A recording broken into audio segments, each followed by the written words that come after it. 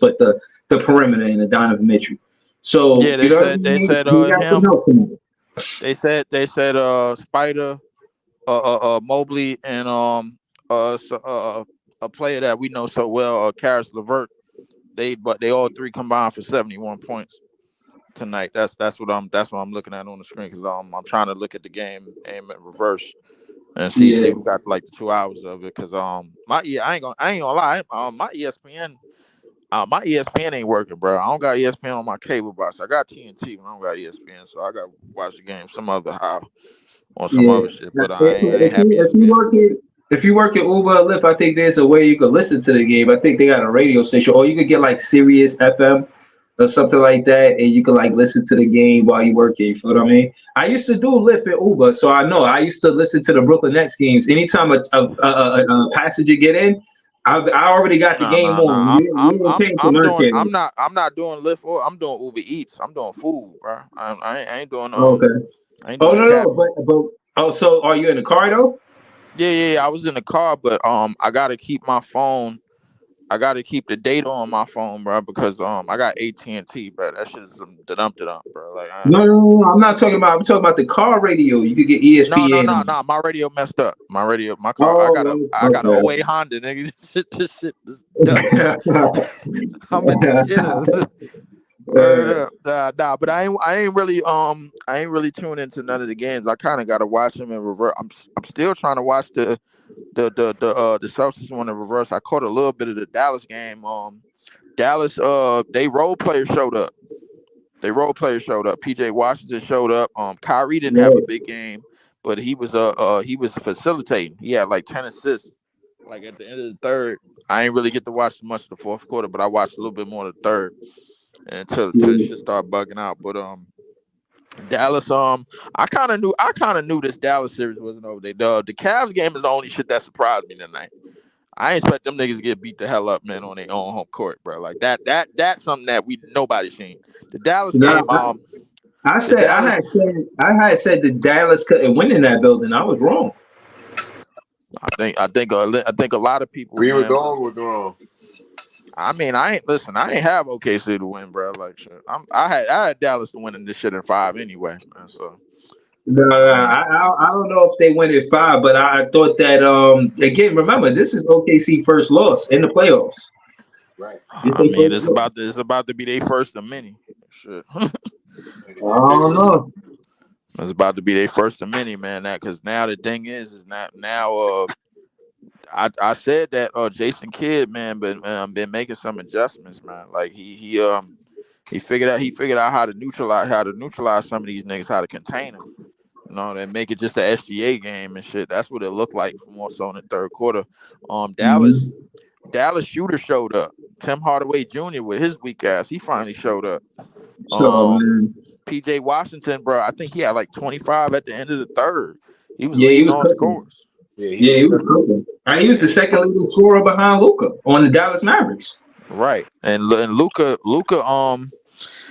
was having one of them games where he was getting himself back into rhythm and everything, and starting to get his legs back under him and shit, man. So he played out tonight, man. But defensively, I But think he had set the tone, and he had 16 in the first. Like he right. put up 16 points in the first quarter, bro. They could not stop him. He had like the first three. He had three threes like in a row. Like he was cooking, bro. I'm He was still cooking.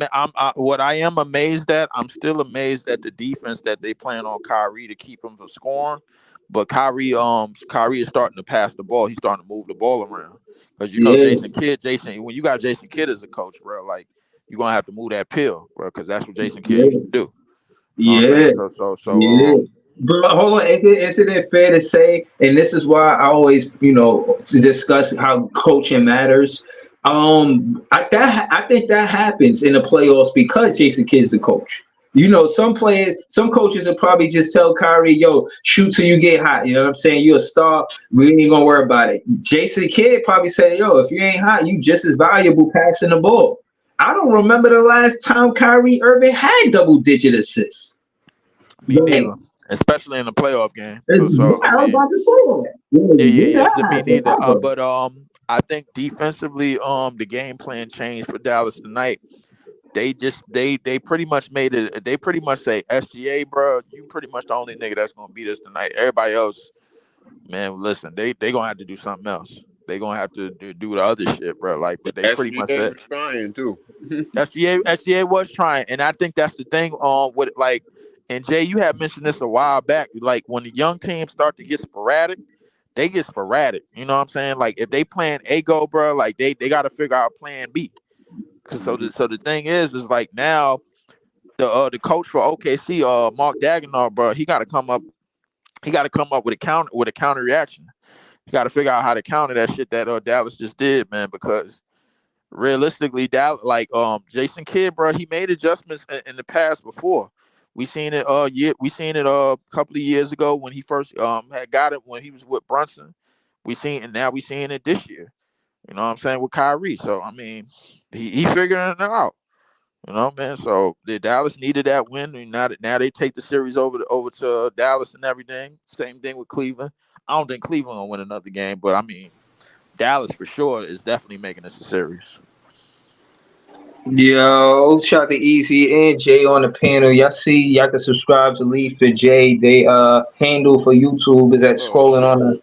scrolling on the screen. Shout out to Easy. Yeah. What up? E, What's man, up, E, y'all? what up, bro? Shit, I was just in Manhattan. Yo, salute y'all. Yo, what up, y'all? Elite Yeah, Fat. I What's good, my guy?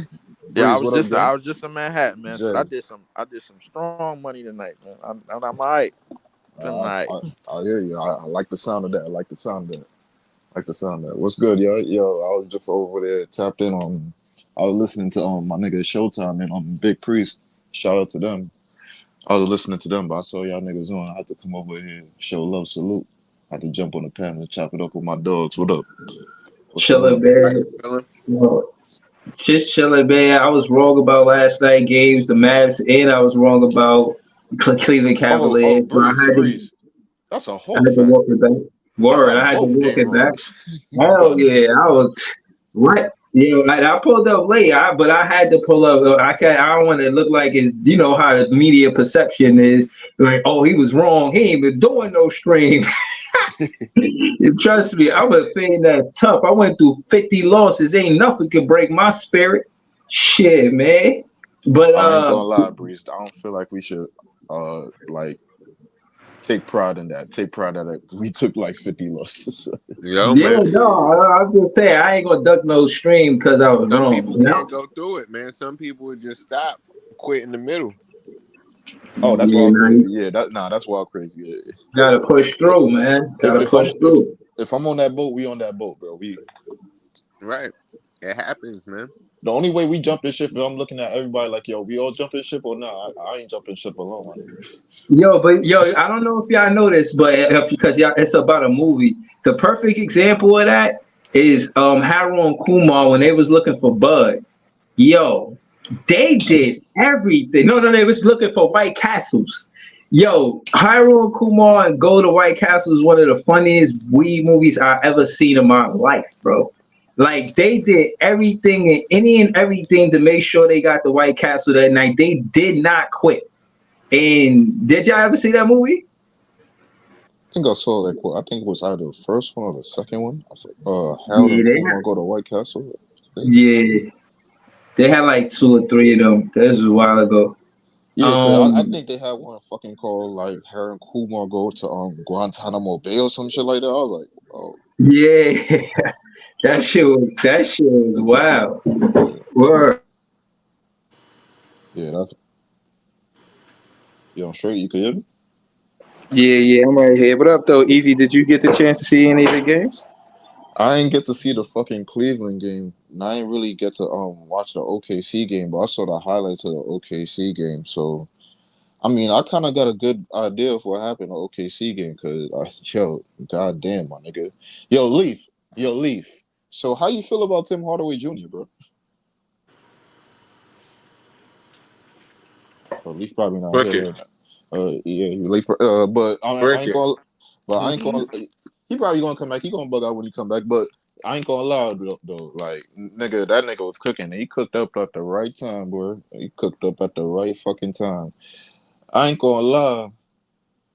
Luka came out hitting from the get-go, bro. This is what I fucking wanted, bro. When he come out hitting from the get-go, this is a game now, bro. Hell yeah. That's what I like to see. But Yeah, all in all, they, I ain't gonna lie. Like, I mean, I had the Mavs winning this series, but I didn't think it was gonna be easy. You feel me? No pun intended. But like, I didn't have them winning this game. I had OKC defending home court. They go back and defend their home court. Yo, nigga, how wrong was I today? yeah, nah, yo, easy. I'm not gonna lie to you. I never seen PJ Washington play like that in my life, bro. That nigga hit He, 7 fucking threes, bro. I Nigga yo, fucking from the get go, these niggas was trying to like dunk on these niggas in the paint from the get go of the game. Like, what the fuck is going on? physicality. Like, Yeah, yo, they came up from the get go with the physical. Like, that was kind of crazy right there. Like, nah, bro, hold on, son. Y'all can't get punked like that from the get go, bros. But yeah. OKC, bounced back and they fought in that game. They fought. That was a good game right there. Even just from the highlights, that was a good game, bro. I wish I saw the Mm, full shit right there, but that was a yeah. good game. You would see that like Kyrie, he was doing well with guarding Shea, but Shea they kept making it point like, yo, Shea is 6'6", Kyrie is 6'2". It's a difference, you know what I'm saying? Man, Um, I saw Shay doing some shit just from the highlights alone. That nigga is nice, man. Come on, man. You yeah, he see, got a yeah, I ain't, he I fit, ain't yeah. not to cut you off, Breeze. I ain't gonna lie. Clippers, y'all niggas fucked up, bro. Yo, y'all niggas fucked up, bro. Y'all should have just kept. I don't know how y'all could have did it, bro. Because Kawhi was adamant on getting PG on that team, but y'all should try to convince that nigga somehow, some way. Like, yo, dog, this nigga is going to be better than PG, bro. Come on, son, stop. Nah, And probably in one year. let's have that conversation. Like, all right, so my thing easy is I Oh, feel my like bad. What I missed? hold on, Hold Lee. on. I feel like trajectory wise, they wanted Paul George or Kawhi wanted Paul George on the trajectory to come to the Clippers the same season and start with him there. It's because they felt like they could go on a championship run. And at the time when Shea went to OKC, they was in rebuild mode. So with the experiment on both sides, OKC got further than the Clippers in the playoffs thus far. Right. If so OKC, that was a how you say a small risk, big reward for OKC, and it was a big risk, big reward for the Clippers. But it's just obvious that OKC won in this situation, bro. Yo, especially if you look at what they traded though. Did like and Facts. Shay is a petty nigga for posting it.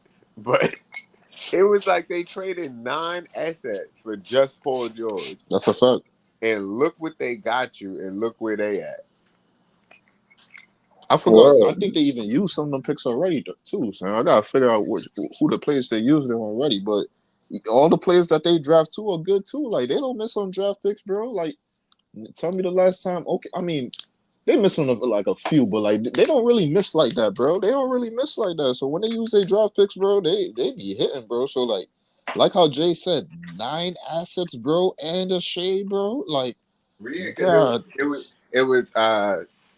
it was Shea, Danilo Gallinari, and 7 picks. I think it was like 4 first four rounds, first then rounds and three three three first pick first slots. round. Yeah, facts. Oh yeah, bro, come on, son. And I Breeze, I hear your point, but like I hear your point too, but I'm talking from like a hindsight perspective. So like, let's look at it. Like you made the trade for PG. I think like the first year y'all went like y'all did that bubble shit and the 3-1 shit happened to you. All right, cool. Whatever. SGA would have probably built from that stage. Y'all probably wouldn't have been a good team from that Fact. point on. At that point, but then from that point on, Kawhi kept on getting hurt. So at that point, you'd have had to been putting SGA in that one situation, and he probably would have been developing not to the same rate how he developed in OKC, but close to it because the nigga hurt. So you're gonna have to rely on him. And he's not gonna shrink away from the moment how PG talking about, yeah, he know he a two and he don't know where to fucking assert his dominance. You feel me? So he would have been developing. the next few years after the fucking bubble situation happened, the only year you could really look at is the 2022 year when they went against the Suns and Kawhi, but Kawhi got hurt against the series in the Jazz. So like if he was healthy, you probably would have had a chance to go to the finals. Cool, you could give Kawhi and PG that. But my thing is, from like I'll say 2021 on, SGA would be close to an MVP caliber player at that point. So you got I, Kawhi and that nigga on the team. well, Hold on, well, hold on. I, I got that. Hold on. I just want to tell you how I, simple it I is. got one refute for that, bro. I got Hold one on. refute for I that. just want to say this one thing. The part of the reason why it was big for it to happen for Kawhi and Paul George is because Paul George is from LA. That's it. Everything you said is more valid, easy, than Paul George going there. And again, I think it was a trajectory of trying to win now. Like it was so big for the Clippers to win now, and I think that's why they did it. But go ahead, Lee. I'm listening. I think the Clippers basically did the reverse of what we was trying to do. Like every time we come on here, Breezy always talk about we should go through the draft picks. They tried to go through the draft picks with Blake and DeAndre, and we saw how that shit ended up.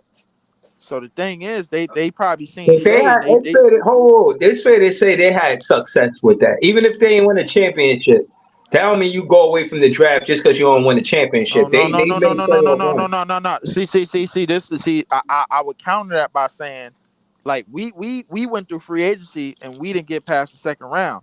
They went through the draft picks with Blake and DeAndre. They didn't get through they didn't get past the second round. They never made it to the conference finals. The only time they made it to the conference finals is when they had Kawhi and Kawhi got hurt against Utah, and then they played Phoenix that year. Where Phoenix won and Devin Booker and them niggas went to the finals. So that's the only time they did. So they basically did the reverse of what we trying to do. I guess what we trying to do. They went through the draft with Blake and DeAndre. We went through free agency with KD and Kyrie and them, and we all had the same result. Second round But exit. Leaf, it's not like they went through the draft because like their lack of talent. I mean, you could kind of point to like their lack of talent is why they couldn't get over the hump. But like look at the Lob City Clippers history, bro, with like Blake and DeAndre. No, like each year, either CP getting hurt or Blake getting hurt, or both of these niggas getting hurt at the same damn time. You So it's know like, what? goddamn, bro. And you know what? Sound like the tenure that we just got out of. It sounded the exact same. Only difference is we went through free agency, they went through the draft, and now we trying to go the reverse route. We trying to go to the draft, and now they going to do that. They went through free agency. They trying to make that shit work with Kawhi and with Kawhi signing Kawhi and then traded for But PG how and then strong traded is for their bench Harden. though? That's too. It's that too. Even if your starters is marquee, you know what about their bench? You know what I They mean? did. So but it's like Ty Lue. No, I always thought they had the bench components. They just like the thing is it's sometimes, bro. It's not just the Kawhi injury. Sometimes Ty Lue overthink the shit. The thing is bro, like we seen it this year, bro. Like he Kawhi had no business playing game 2 or game 3. He had no business. The reason being is because the Clippers already had their game plan without him. So they Right. already was contingent on going on without him. So why would you bring him back for game 2 when you went off in game 1 with Zubas had 20 and 15, and then Harden chipped in with a 28, and then PG chipped in with another 20. Why So would he you wanted to bring him play, back? Leaf. You no, but the thing is, when you bring him back, you mess up other guys' rhythm. Because the thing is, you played him 35 minutes. He wasn't supposed to play at all. But He nah, wasn't supposed to play at all. but Leaf, if your superstar asks him to play, like you can't just like You gotta have him on restrictions, but not just for his safety, but for the other players and the chemistry that they worked up when he was going the whole time. You but can't do that. all right, Leaf. Let's think about the timeline for a second. Cause remember, Kawhi got hurt in the regular season, and he wasn't really playing like that. So like you didn't like really get to see like what he could do. So like Kawhi coming back right then and there, this first game back, right? So at that point right there, this is maybe coach has seen him like practice doing like little runs and little drills like that, but like you're gonna see him in real action for the first time. So like, you can't just automatically say like, nah, I can't play you. I'm gonna put you out there and see how you do. Now he put him out there and we saw how he did. So it's like, oh shit, dog. But like, you have to ride with it at this point. I can't just automatically just pull you out. Like, My god my damn, bro. my We in the my my, playoffs. my thing I'm is showing my hand at that point, bro. I'm my showing my my my hand. my yeah, but my thing is just like I don't think it was needed with the way that you played without him in game one. Like that's the common denominator out I of agree all with of that. this. I agree with that. I agree with With that. the way that you played they dominated game one. They're like hand over fist. Them niggas shot over 50% from three. Everybody was hitting. Powell was hitting. Harden, PG. You had Zubac who chipped in with 20 and 15. They went to him early and they established him, bro. Like that means you had a legitimate game plan Let, without Kawhi on the court. When let, Kawhi got on the court, now you looking for him to go be Kawhi again, and he ain't that. He clearly wasn't healthy. let me say this, Leaf. Let me say this, Leaf. Look at it, right?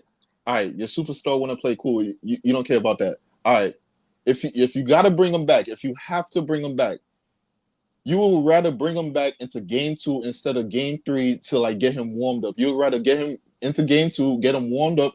Whatever happens, make him get up to speed because he hasn't really played. So let him feel the game for a second. Pause. But like put him in there, get him warmed up. So like game three, hopefully he be ready to go because he already just got into the game. So like you can't just I hear you, but like for a coach, let me just ride with it. Let me just see how it goes. I'm Let me gonna see how it give you goes. I'm gonna give you a perfect example when the same shit happened. You remember Steph was hurt when I think it was around the second year they had KD, when they was about to win that second championship with KD, right? Steph had got hurt late in the season and then missed the first series. They brought him back, but they brought him back off the bench. They brought him back in 15 minutes. The nigga messed around and scored like 20 something points, and then it was like, all right, yo, you still ready to go? If it's gradually working, if it's not to the detriment of your team, then that's fine. But we clearly saw in game two. If y'all remember that game, when Kawhi came back, it was to the detriment of their team because the thing was Kawhi. They was looking for Kawhi to do certain things that he wasn't able to do. He And damn near became a black hole. He couldn't even play yeah, make at that point too. he couldn't play make. He couldn't do it. Basically, he was a shell of himself. So the thing is, when you plug that in for 35 minutes, you basically overthinking the strategy. If you Ty Lue, Ty Lue overthinks. He over adjusts, bro. Like so, the thing is, he didn't need to make no adjustments. The thing was, you needed Dallas to adjust to you. But you trying to put yourself in Jason Kidd's mind of how he gonna adjust and everything, and now it backfired because you done messed around and played somebody that didn't need to play 35 minutes, and then it backfired on you, and then they lost them 2 games, bro. Well, They would still be in the playoffs right now if they never did that. yeah, yo, hold on. Let's go to Jay. We ain't hear from Jay yet. Yo, Jay, you seen any of the games tonight? Yeah, man. Everything I thought was wrong, just like you. Why you say that? All right, so what we thought was gonna happen didn't happen. What did you see? I saw Um, uh, Dallas out there putting in work. That nigga Gafford was making a difference tonight. Yo, Jay, okay. ask Leaf about Tim Hardaway Jr. Oh yeah, what about Tim Hardaway Jr.? Leaf, we was asking. Tim Hardaway Jr. actually that nigga was actually putting on tonight, bro. He had like 14 points in 13 minutes, bro. He Like heard I you. could. He heard you Yeah, from last night. I guess That's he a did fact. heard me that saying that he was a piece of shit and he need to be off the court, bro. Like, yo, what are you doing, bro? You ain't hooping right now. I ain't gonna lie. Listen, the defense that they playing against your man Kyrie, Jason Kidd must have gotten to his head and told him, "Hey, yo, don't worry about scoring. I need you to do other shit because you good at other shit too." When the last time you seen Kyrie had over 10 assists in a playoff game, Jay? Yo, I'm not gonna I don't Leaf. know, but I feel like Kyrie do share the ball when he need to. Yo, Leaf, I'm not gonna lie to you, bro. Like, all right, that year he won the chip, that was cool. Like he performed in the finals. But I'm not gonna lie, from the beginning of this playoffs all the way till now, this has been like the best performance from Kyrie by far, yo. By far. This is his best playoffs by far, yo. All right. Well, yeah. Speak more on that because the thing is like when I'm thinking that you getting that is in terms of him doing other shit on the court other than scoring.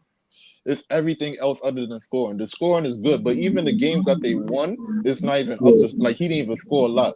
Everything else he's doing on the court matters. The way how he's playmaking, the way how he's directing traffic, bringing in attention, bringing up teammates, passing the rock, playing great defense, making great plays. Nah, So, everything I'm so seeing from Kyrie, this is damn near his best playoffs by far, So yo.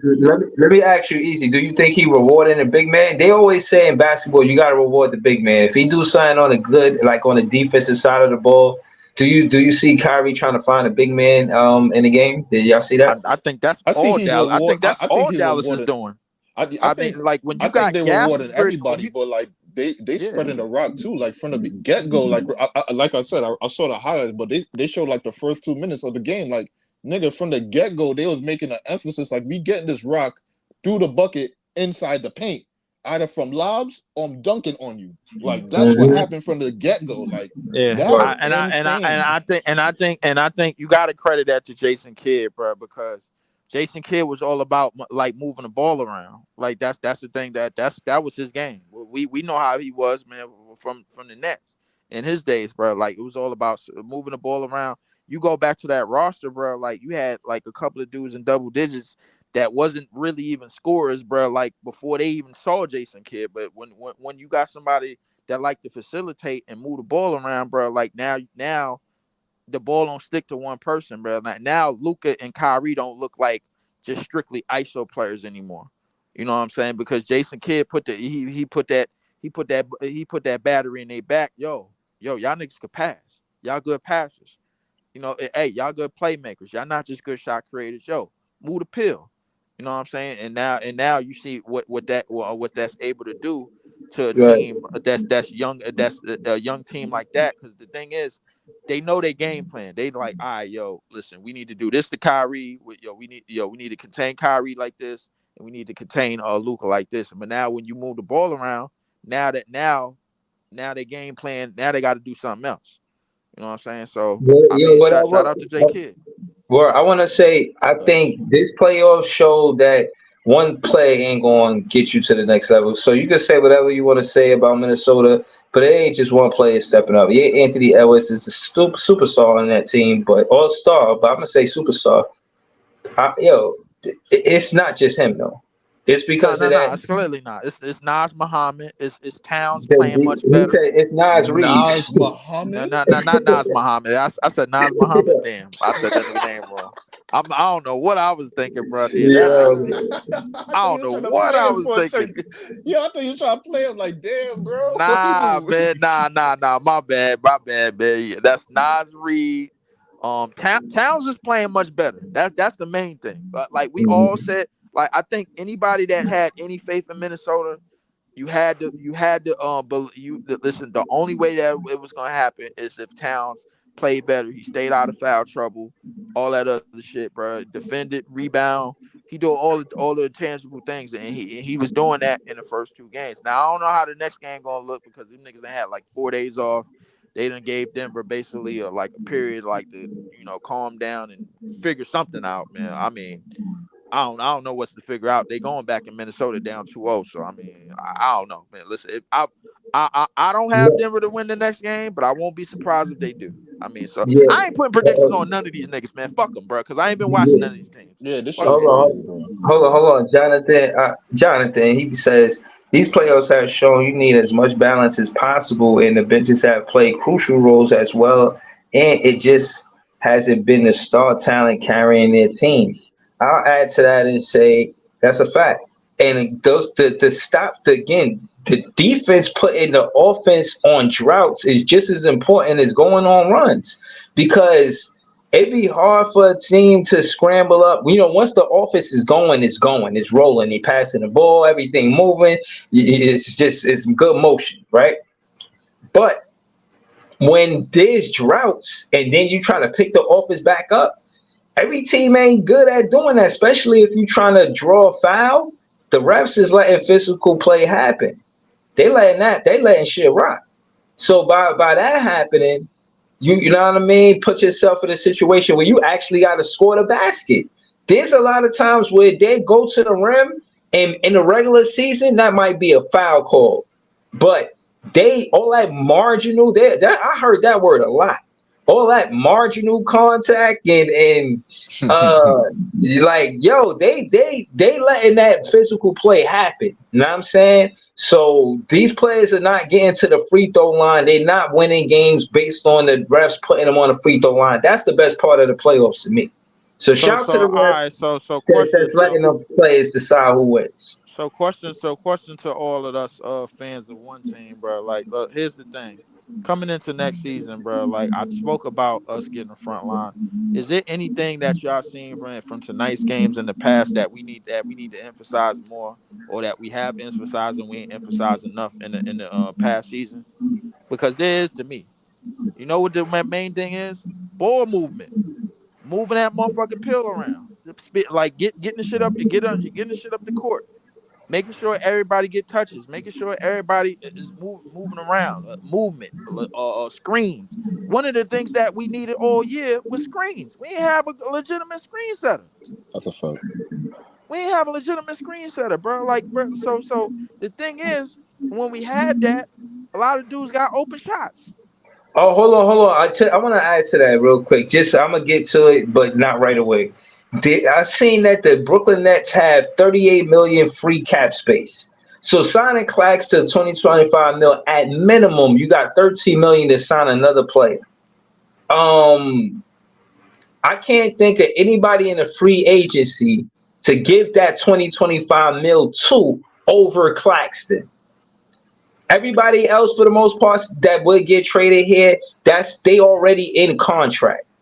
There's no free agent that's more attractive than Claxton. I'm paying Probably not, Claxton. I said, but hold on.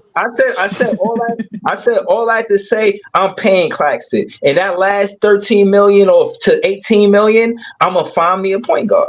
Facts. so my thing is like with Claxton being with everything that you just said in free agency, that makes our situation more do or die because how we know there ain't other teams, bro, tapping his phone or ringing his phone talking about yo, you could play with us, you could play. How we know OKC ain't tapping his phone? How we know Memphis ain't tapping his phone? So my thing is like So if he see and I mean, but I think this is something that we should stress a whole lot more. But it's going to have us come out of pocket a whole lot more for somebody we really don't really want to come out of pocket for. And I'm only but saying no, that no, for no, hold on, myself. hold on. Let's call it what it is. Yes, we do want to come out of pocket for Claxton, bro. Why we come out of pocket? We'll come out of pocket for Cam Johnson, who played with us for 28 games, and he get $100 million contract or whatever it is. But we can't come out of pocket for Claxton. I, as a fan, would love to see the Nets pay Claxton over Cam Johnson. Facts.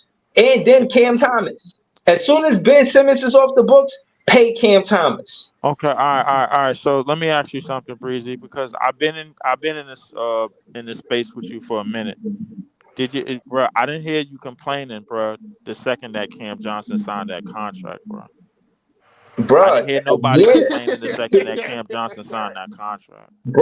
bro, I I said they was was gonna be a complaining. top 10 in the beginning of the season. I was wrong. I walked that back. Bro, I came clean. Hold on, I said it to bro, every Nets fan I know. Shout to Pete. I said it to every Nets bro. fan on this stream that I know. I was wrong for that. Now you want to take it there, but I'm not case gonna in lie to point you, is, Breeze. I'm not gonna hold lie. on. That like you can't I, just say you walk it back and like it's all good. Like that was a I, horrendous. Like but hold on, Jesus, you I my didn't God, but like hold on. yo, dog, I didn't walk it back in game 81. I walked it back. you should have Shit. never let it fly from the beginning, dog. Nah, I was trusting them, bro. They was becoming Brooklyn Nets. He got the No, And did you did contract. you did no. you did you walk it did you walk it back after he got injured, or did you walk it back, bro? Like when we got under 500. Nah, I walked it back when he got injured like in the first 10 games. When he got injured, Okay. So yeah. when all right. So when he came back, I remind you when he came back, and then we put him in the starting lineup, bro. Like I that wasn't was with at it. the And by time. then I wasn't with it by That then. that By then I but was at already that back. time we was 13. But the time that he came back, within the next 6 games that he was in that lineup, we had our best record of the year, which was 13-10. I'm just reminding you of that. Yeah, but again, it got exposed after a while, bro. Again, when you're talking about sample sizes, you're talking about 6 games. 23, 20 is 13 and 10. Now, that being said, it being an 82 game season, I've seen how we tried to run the offense a lot through Cam Johnson because we gave him the contract, put him in crucial situations where he was getting clutch shots at the basket, fourth quarter, make a miss. We win depending on if he knock it down or not.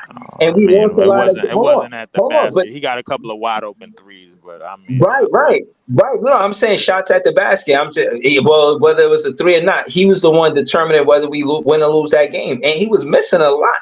So I wasn't with him being a starting power forward. He's 6'9", and he laying the ass post. You know what I'm saying? Like, no.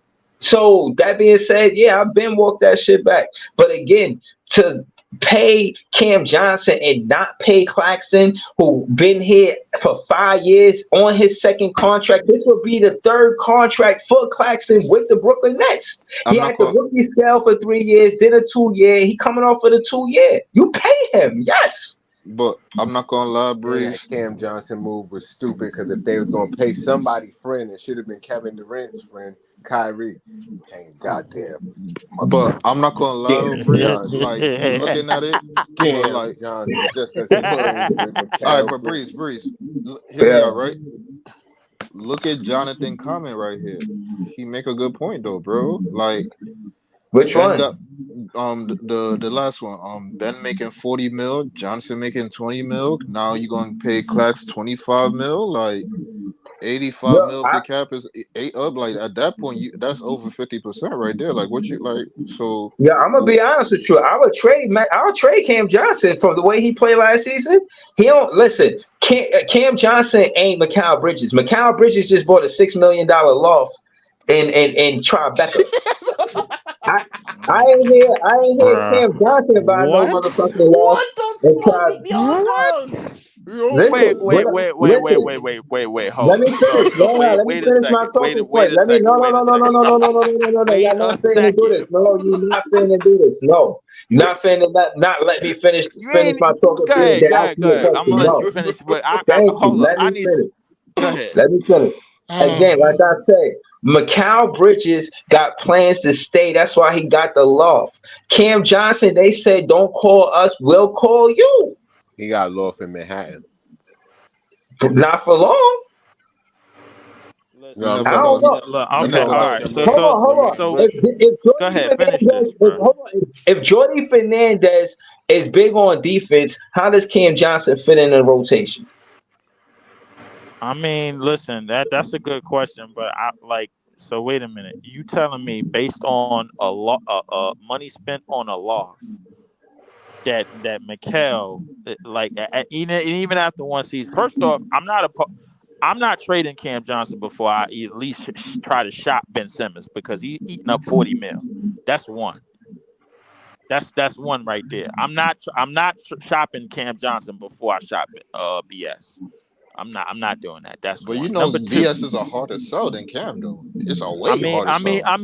But listen, but 1 year left on the books for 40 mil, bro. Like a team that's not spending a crumb at all, bro, would take it and probably buy it out. If listen, I don't think that's far fetched. What like for paying a nigga 4 years and based off of the 1 year and getting rid of him, bro, like all after the fact, bro, like, and then we don't even have no trade packages for that, which is crazy. Ben Simmons been mentioning a whole bunch of different trade packages. The one with Donovan Mitchell, anyone's to Atlanta, bro, like all of them trade packages you've been mentioning. If Cam But Johnson, go I ahead. don't know a I just team want that's to say taking my up. I talk. don't know a My, team that's taking up 4 years, $100 million for a role but player. no. To Jonathan's talking point, I am freeing up money space for Clax. If I gotta let go Ben Simmons and Cam Johnson, I'm doing it for Clax. Easy. That's a fact. Easy. I'm doing that for Clax. We not doing it for Clax. We doing it for Cam Thomas because he needs to get paid after the. We already have money to pay Clax. What we need is money to pay Cam Thomas and the niggas and the niggas after him. You giving Cam That's what Thomas we the need. max? Why? What? We giving Yeah. Cam Thomas? We giving Cam Thomas whatever he's worth, or whatever the max look like, or whatever he's worth. No, but you But Because got Ben his bird Simmons is rights, and going you. after this year. That's why Cam Thomas is going to get paid after Ben Simmons going. No, but I'm Yeah, saying, exactly. but hear my thing though. Hear my thing though, right? Because you got his bird rights, and you had him for over 3 years at this point. So you could give him a big ass contract. So I'm saying, do you pay him the max? Because the max is going to be a big number for him. Are you giving him that bag? you only giving him the bag, bro, if you plan on I'm digging in giving the him the draft. bag. Easy. No, you only give him the bag if you plan on digging in the draft. That's the only way you plan on Who you giving talking him the about, Cam bag. Thomas? Yes, that's the Bro, only way, nah, because I it. gotta disagree with you, bro. It's contingent on I'll what he did. explain. Hold up, let me finish. You finish your last point. Hold on. But All no, right, no. bro. The only reason why I said that is because, bro, the bug is still in the air that it's a possibility that Donovan Mitchell, we could get Donovan Mitchell off a free agency instead of trade. That's the one. Number two, we still got other niggas around that might need to be paying as well, bro. Like, we still got to leave money around for niggas like Wilson, and niggas like Clowney, and like other niggas Yeah. that, you know what I'm saying? So Hold the on, thing hold on. is, I just want to all of hold them on. dollars is not gonna come out of nowhere, bro. Like, we Lee. still. Okay, okay. I just want to make this talking point to add to what you said. Not really taking nothing away, but remember this: Jalen Wilson already got a 3-year contract, right?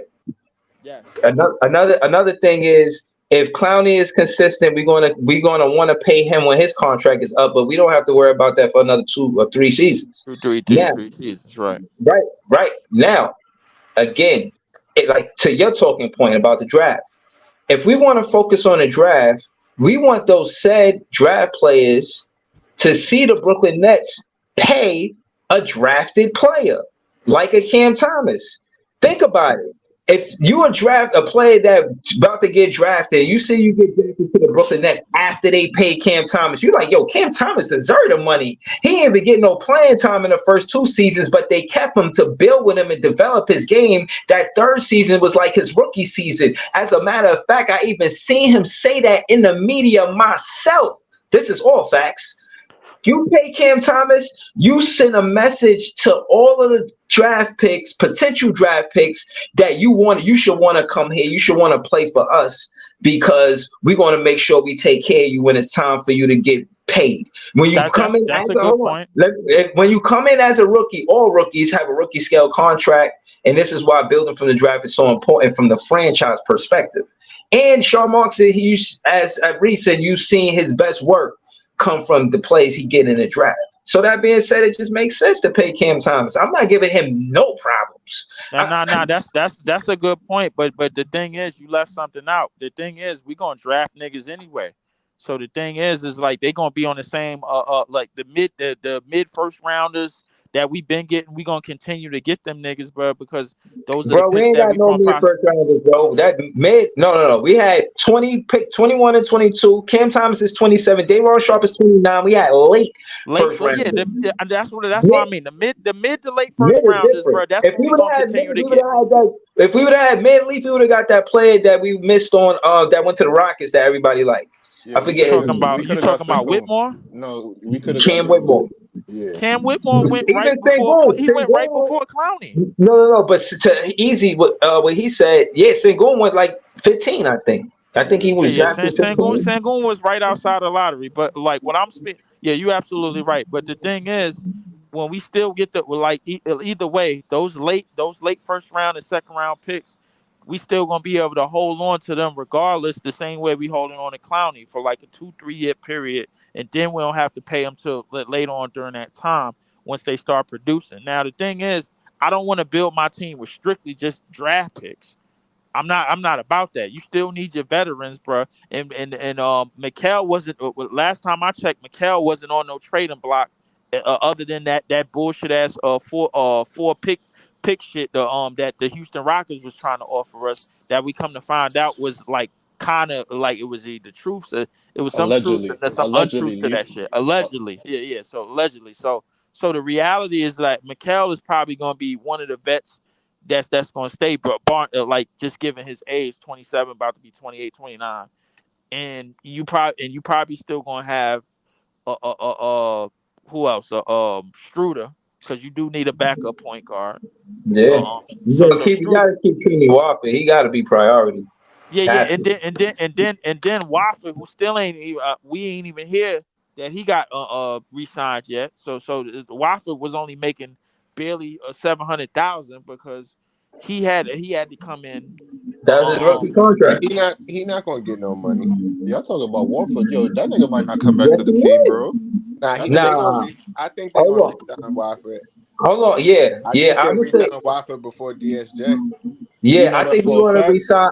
I think we're gonna look easy. I think we're gonna Now resign Walker. DSJ got a 1 year deal left, and Struder got a 1 year deal left. So the thing is, Oh, so those players might get shot for maybe even more picks or more vets on one got you. year deals. But nobody not taking DSJ unless you throw him in a package though, Leaf. So what we doing now? Now we have to Wait. gut our roster. You said DSJ? Yeah. DSJ is a free agent. Yeah, You said that's he what got one more year on his deal. That's what you No, just no, said. no, no, he no. I meant said no DFS. DFS. I said That's what DFS. no, Oh, that's okay, what okay, you meant. okay. Yeah, yeah, Okay, yeah. okay, For okay. Finney Smith got Hold 1 year on. left. Struder got Oh, 1 year left. So we oh, gonna get rid of them for niggas that probably got 2 years, and then they're gonna have 1 year right. going into the next Hold year. on. I want y'all to always remember the reason why I feel like we're gonna get Trendon Wafer I is don't kind think of. they're gonna get rid of Finney Smith. Hold on. Let me say this about Trendon Wafer, Jay. I think the reason why we keep Trendon Wafer is the same thing what Leaf said about Jordy Fernandez and Zach Edey. You know, Steve Hetzel was the assistant coach with the Portland Trailblazers. It ain't no coincidence that he the assistant coach with the Brooklyn Nets now. Trendon Watford is a big part of that. You probably could help work on the chemistry between Cam Thomas and Trendon Watford because both of them played at LSU. We got yeah. So I said that because of that. I think DFS, DSJ, they out of here. Lonnie Walker too. I think he out of here. Those three players, I think out of here, bro. I do. I mean, I don't know where our bench shot creation come from, bro. If Lonnie is gone, bro, like I don't know who's gonna be that dude off the bench to I provide want to keep anything because Lonnie Lonnie. though.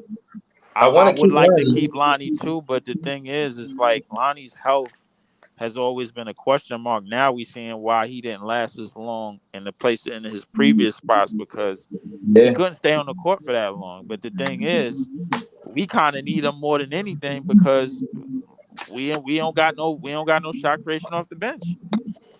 Like yeah, that's just nah, reality, bro. yeah, Like you know what I'm yeah. saying? So Yeah. yeah. So Hold so on, the hold re- on. Nah, go ahead. What you finna say something? yeah. So the real thing is like if Hold we on, do hold get on. Hold on. Danielle said Tyreek Whitehead gonna be the bench offense. We don't ever Ja- talk about him. Tariq Like we uh, don't. He ain't play a lot of games. You know what I mean? So it's hard to say that. Did this Maybe. nigga exactly. ever play an NBA game yet? Yeah, he was in. He He played. was on the He court yeah. for one He NBA played. game. We got him How Yeah, many some games he trash. played? We like got him some two, trash like minutes. He two. played like Two four. games, bro, in his career, bro. And he Yeah, wants to nah, he come was up in and the. light the bench up, bro. Yeah, nah, he was in But the G League, and then he, you know what I'm I ain't gonna saying, got lie. hurt in the To her, he had to her surgery. point, So to Come her on, bro. point, I don't Yes. think we should bring him back fast. But if he comes back like the player he was, she's not actually lying about that. He's gonna be a major point of offense off the bench, which is I why I seen his said, highlights, bro. Like that nigga seemed like a fast break merchant to me, bro. Like I don't know. Oh shit. nah, he not. He probably damn near probably the second best creator on the team if we keeping it a If he the buck, second best besides creator Cam on the team, Thomas. bro, that's fucking That's terrible. it. Yeah, that's insane, bro. Well, that That's just very speaks to flawed. We need the work moves badly. that we've been making, which has been trash. Thanks Sean Marks for that. The He's fact of the better. matter is, we need more help on the self creation end, bro. We He's a seen what we seen this year in Cam Thomas taking the offensive load.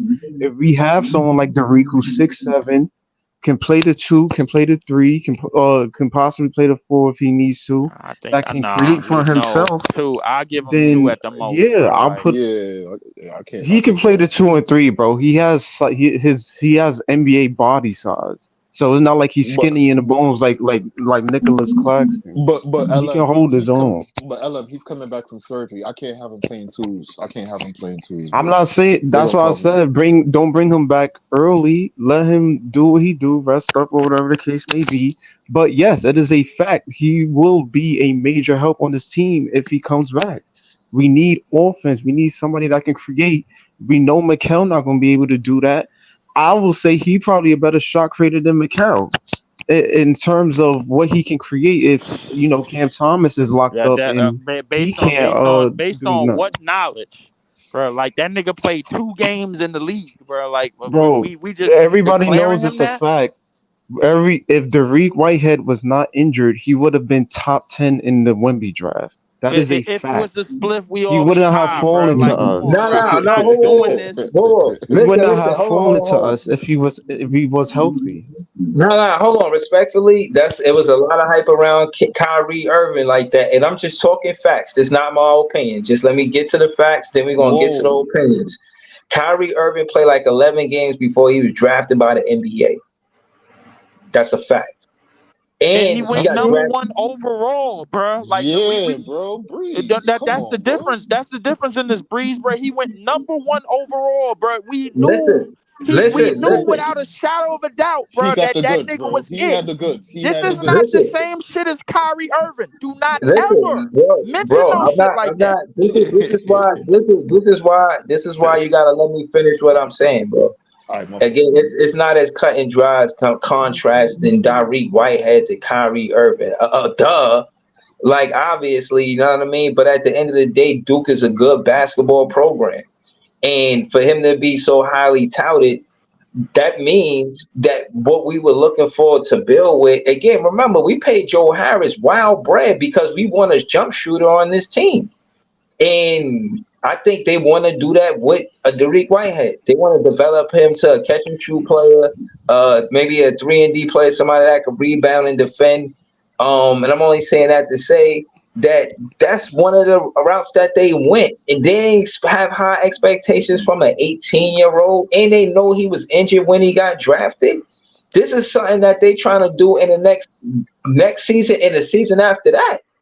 And again, but say what you like about Noah Clowney, but if the Nets can continue to do that, send players to the G League and let them let them get big minutes in the G League to get them ready for the Brooklyn Nets, like Noah Clowney, that shit is not going to be overlooked. Like, yeah, But casual fans ain't gonna pay attention to that shit, but we seen that what happened with Noah Clowney in the G League and why he got the minutes with the Brooklyn Nets in the first place. Daron Sharp was playing excellent. Ali still sat him down like, nah, he a stretch big that can knock down a three. We trust him with the three ball, and he played defense. So again, I no disrespect. You know what I'm saying? I got love for Daron Sharp, Jay, but I think he might be on the trade block. I can't hold you. I think I that listen, would don't know be how y'all dumb. feel about that, man. But bro. DFS, Listen. Daron Sharp, DSJ, I don't know if they're hitting that shit. As far as Clowney goes, and I understand the injury, but the injury is probably one of the things, but that he may not end up the way we want him to end up. We don't know how serious we don't know if that injury is going to be continuous. We don't know if that injury is going to keep coming back. We just don't know. So the injury is probably the biggest question mark, basically that's on the chalkboard right now. So the reality is that, bro, like Clowney probably showed the most upside out of anybody that we drafted since Cam Thomas. That since Cam Thomas, bro, like it's showing the most upside, bro, in his rookie year right away at the age of 19 is probably the one person that's going to be really valued here, bro. Like I'm almost 100% certain, bro, that we not going like some of these niggas is not going to be here, bro. Like when we finally start to fill this team out and we start to get to a point where we start to be true contenders. That's just the truth of the matter, bro. Like some of these niggas is just not going to be here. It is what it is. In terms of the players that we want to continue to develop, that's our draft picks. Obviously, we mentioned Claxton. Obviously, we mentioned Clowney. Obviously, we mentioned Cam Thomas. Now, in terms of the vets, in terms of vets to trade for to help along the way, those maybe a Mike Conley type, not as old, but like a Kyle Anderson type, not as slow. or some shit like that, bro. Like that has yet to be seen because I don't even know the names of the niggas that's gonna be on free agency. That's gonna This help nigga out with. building Yeah, think you tank. just said, yeah, you had me crying when Nigga he said said Zach. Kyrie Irving not a He was Negro. like Nas Muhammad. Yo, me and Easy was like, who the hell is Nas Muhammad? Yeah, but nah, shout out to Leaf if you watch his play by plays. He been learning the names and all of that. I'm gonna jump into this question. Jonathan said, if Dorian Finney-Smith and Daron Sharp are Brooklyn's main trade chips to be part of the 2024 draft, potentially, does that get them a significant pick, Zach Edey or a lower tier chip? Yeah, I think teams are going to be interested in a Daron Sharp for him to be that young and can rebound the way that he could. I think Wait, he's definitely going to be somebody sought out. And DFS is somebody known to defend. And, if you create spacing for him, he can't create his own shot. He can't put the ball on the floor, not really. But if you could create, if there's a guard, if you got a great point guard that could create spacing for a DFS, he's valuable. So I think, yes, John, we could trade Daron Sharp and DFS and get a Zach Edey and, hear I my don't know, maybe question. some money. Hear my Nigga question. want to trade everybody who could rebound. Hear my question though. For Why a Nah, nigga is that it? can rebound DFS better. can't rebound. But Daron Sharp what? can rebound, but DFS, I can't give him that, Jay. I But can't give him that. but Nah, why DFS is can Dayron rebound. on the table Right. I though? don't know what he talking about. Yeah, DFS can definitely All rebound. right. But the thing is, bro, we subbing that for a nigga that basically is gonna be an all time. It has the potential to be an all time great rebounder. Oh my god. Ah man. He Go ahead, does, bro. Easy. What's Like your that. question, Easy? Yo, put your seatbelt on, easy. Yo, bro. All The right, nigga man. about to crash out. Yo, Yeah. bro. I was about to ask Put a your calm seatbelt Now I'm on. ass crashing out. question, Okay. bro. All Put your right. Well, seatbelt on. I was about to ask I a buckled calm. up. Yo, okay. Jesus, I'm bro. crashing out. Okay. Please, bro. No, we didn't All go off right. the cliff yet. We the Nah, wheel nah, nah. the wheel Apparently, buckled. The wheel you know buckled. what? I can't wait till all of my hypotheses, bro, like come correct, bro. Like I really don't, bro. Cause everybody gonna be coming back, be like, yo, Yo, Leaf, you was right on that. Leaf. The same way how we pulled up and said, yo, we was dead wrong about tonight's games. When that shit happens, I will pull back up and say I was dead wrong about what you were saying, and you was right from the beginning. But if that shit don't happen, bro, I'm going to look at you like you fucking crazy, dog. Like, dog, That you nigga hopped turned out to out be the whip easy ice while I was cream. going off the cliff, dog. Like, why? I don't think I did do that, bro. Even if All I would be time wrong, great rebounder. Right. I think he has the potential to be an all time great rebounder. I really do. You talking shit, Lou. I don't think that's far fetched to say at all, bro. Like being at the fact that he's already rebounding at a skill Is he we an never seen. all-time great rebounder in the college? Not on any level. He I think he's capable of doing that on No, any I'm just level, bro. asking. But Right is he now, like currently, in is he Yeah, an you college? talking all-time about great for rebounder in Was he right. college? doing that in college, bro? Was he grabbing all the boards in college? Yes, I think he was number one in offensive boards for 2 straight years by a mile, bro. But Like did he? Wow, But that's did impressive. no? But To be leave. fair, the But nigga wait, wait. is 7'4". I would. Why and would and we yeah not But hold expect on, him to have the not get and rebounds? that's the reason. hold on, hold on, You know who else 7'4", bro, and ain't gonna be a great rebounder, Wimby. hold on. That's a lie right there. Hold on, belief, Talk to him. belief. Wimby Did That's only he not do averaging fair. 10 rebounds. Come on, bro. Like he ain't setting the fucking world on fire, on bro. Like that 28 nigga. minutes? Not even playing true center, bro. Come on But now, because bro. probably because his body ain't built enough to play over 29 minutes. We gonna find out next year. But leaf, hear my thing, bro. Hear my thing, right? Did he do that? Did he lead his school or the league in rebounding his freshman year? Because you talked to me about accumulated stats. He's a senior in college. Well, let me tell you the reason why. See, his first year, he was sitting behind somebody by the name of Luke Garza. Go look him up, bro, because he was also just so happened to be one of the best players in college as well. He also, by the way, he plays for the Minnesota Timberwolves. So he's like, I think he's like way on the bench, bro. Like they just don't even play that nigga. They just pick the nigga, whatever, and that's who they got. However they went. But what I'm trying to tell y'all niggas is that the reason being he was showing signs of a great rebounder from the time that he got in college because he was already on Team Canada, averaging double digit rebounds as an 18-year-old. So he was doing this on like Okay. that. So not only was he on Team Canada and playing in FIBA, and then translated that to college. So my thing is like he has a chance to translate that to a third level from college to FIBA to the NBA to show that he's a great rebounder. And yes, he is 7'4".